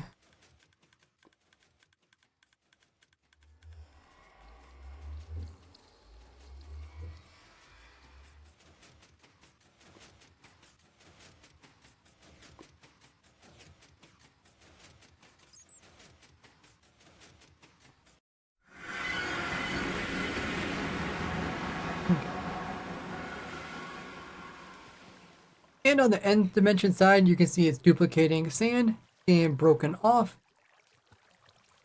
And then you can collect it. And since the introduction of and since the reintroduction of the end dimension chunk loading, this site can also be loaded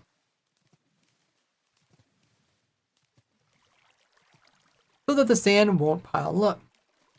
but it's not being loaded enough to actually send the sand back over into the overworld.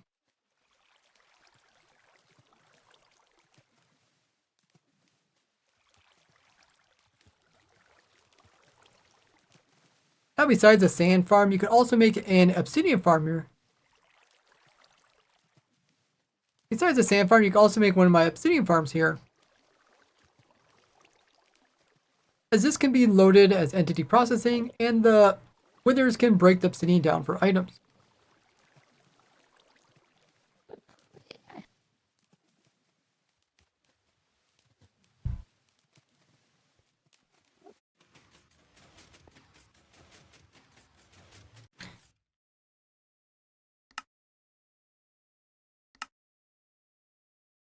Have a good one there, Zap.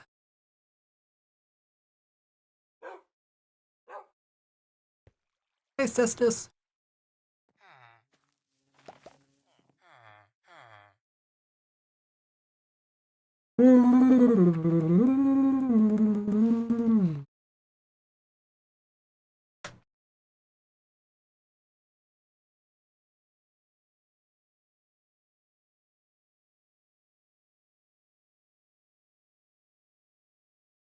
Oh, we got an ad popping up.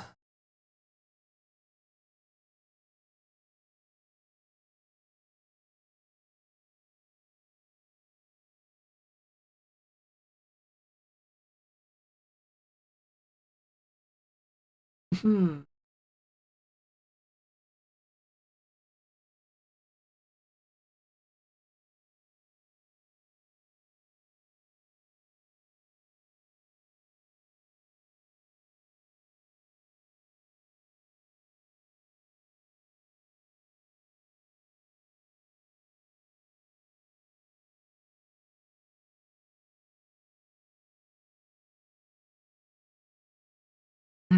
Pa.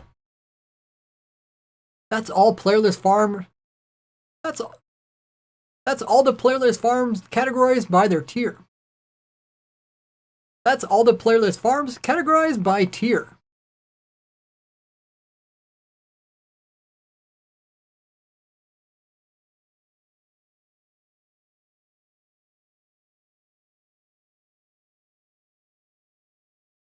Would it?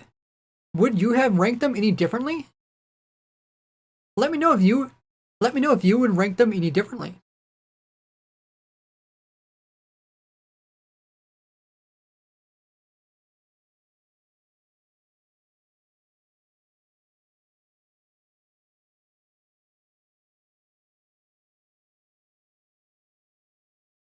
Now see how I'm designing.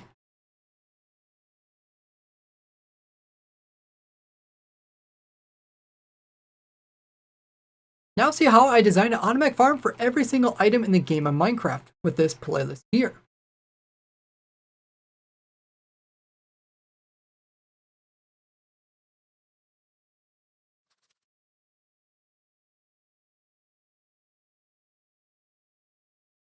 Now see how I designed an automatic farm for every single item in the game of Minecraft with this playlist here.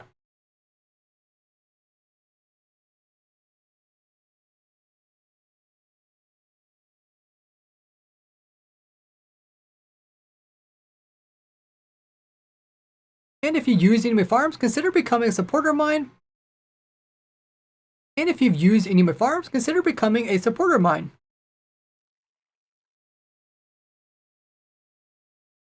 This really helps me out, plus I offer a bunch of cool perks along with it.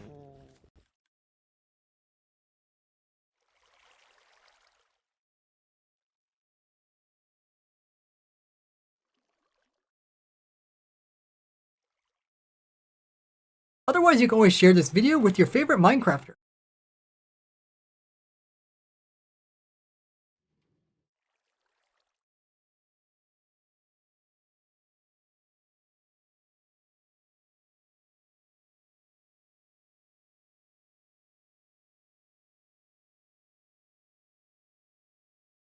Otherwise, you can just share what I do with your favorite Minecrafter.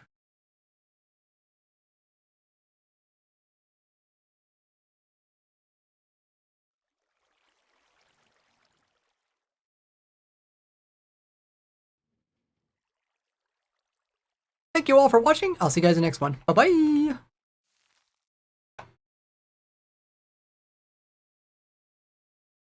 Okay, so I recorded the intro of the video.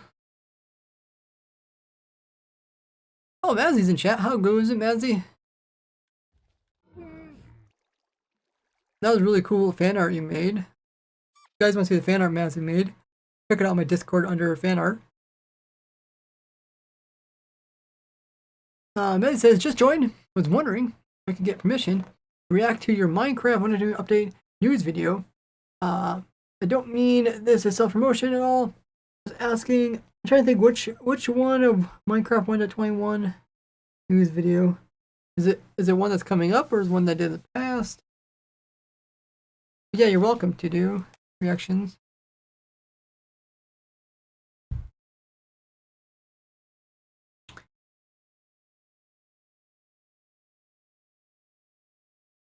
I just don't feel like recording anymore, man. My throat's kind of sore, a bit of headache. But I would like to record as much as possible. Otherwise, I have to record it tomorrow or make this video. This video is already going to have a lot of screenshots in it, which is going to be kind of annoying. I have to look up all the different screenshots and put them in there. Even though my videos aren't heavily edited with different stuff, still takes a bit.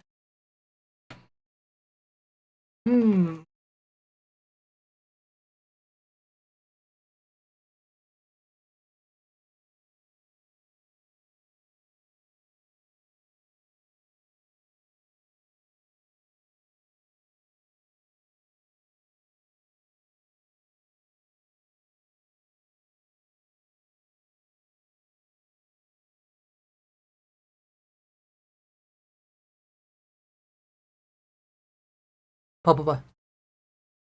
The next one on the list is the subscribe button. This one's an easy S tier, as all you guys should have already.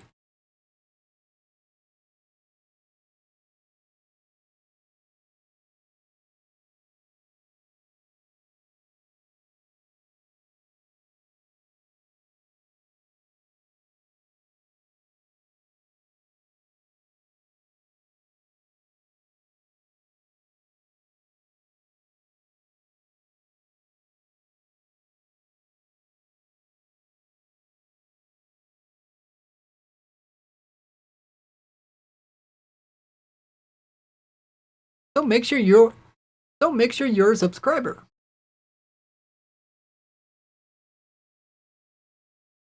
We're halfway, so leave a like on the video. We're halfway, so help me out by leaving a like. We're halfway, so help me out by clicking that like button. Okay, I'll add those into the video when I edit it. I'm not sure where I'll put them. And then the intro, I'll probably wait on that. So my voice sounds a bit better, not so hoarse.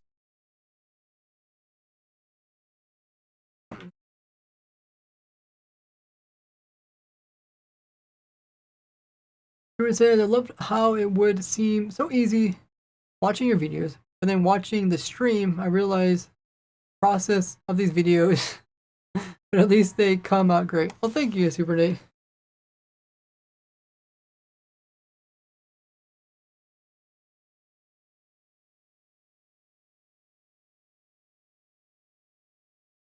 Takes time to kind of think of the right thing to say.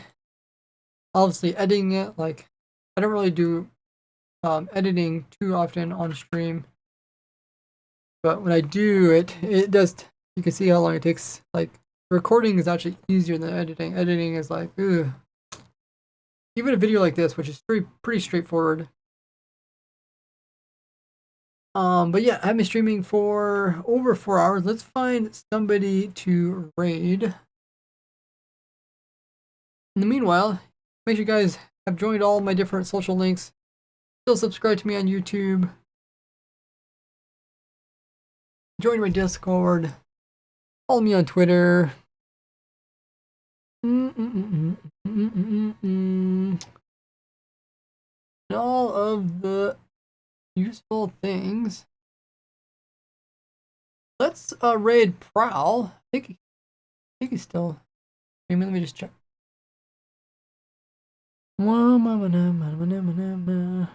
Yes, he's been streaming for 4 hours. So we better raid him before he has to get off. Oh, he has a potato for his food? I did not know that.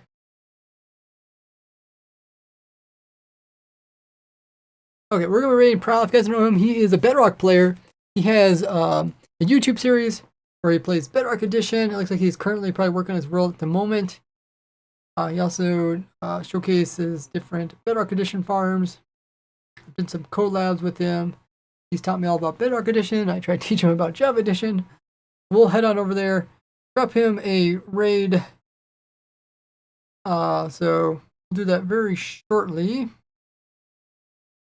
He's also raided us before, so let's return the raid. I don't know if I've been able to raid him before. Maybe I tried. Yeah, thanks so much for joining, guys. As always, when we do a raid, copy the raid message you see in the chat there that Nate put in. Copy that. We're going to spam that into his chat, so make sure to copy it. Also throw in some cool emotes you guys have. I have a special rated one you guys can throw in as well. Appreciate everybody coming in with all the love today. All the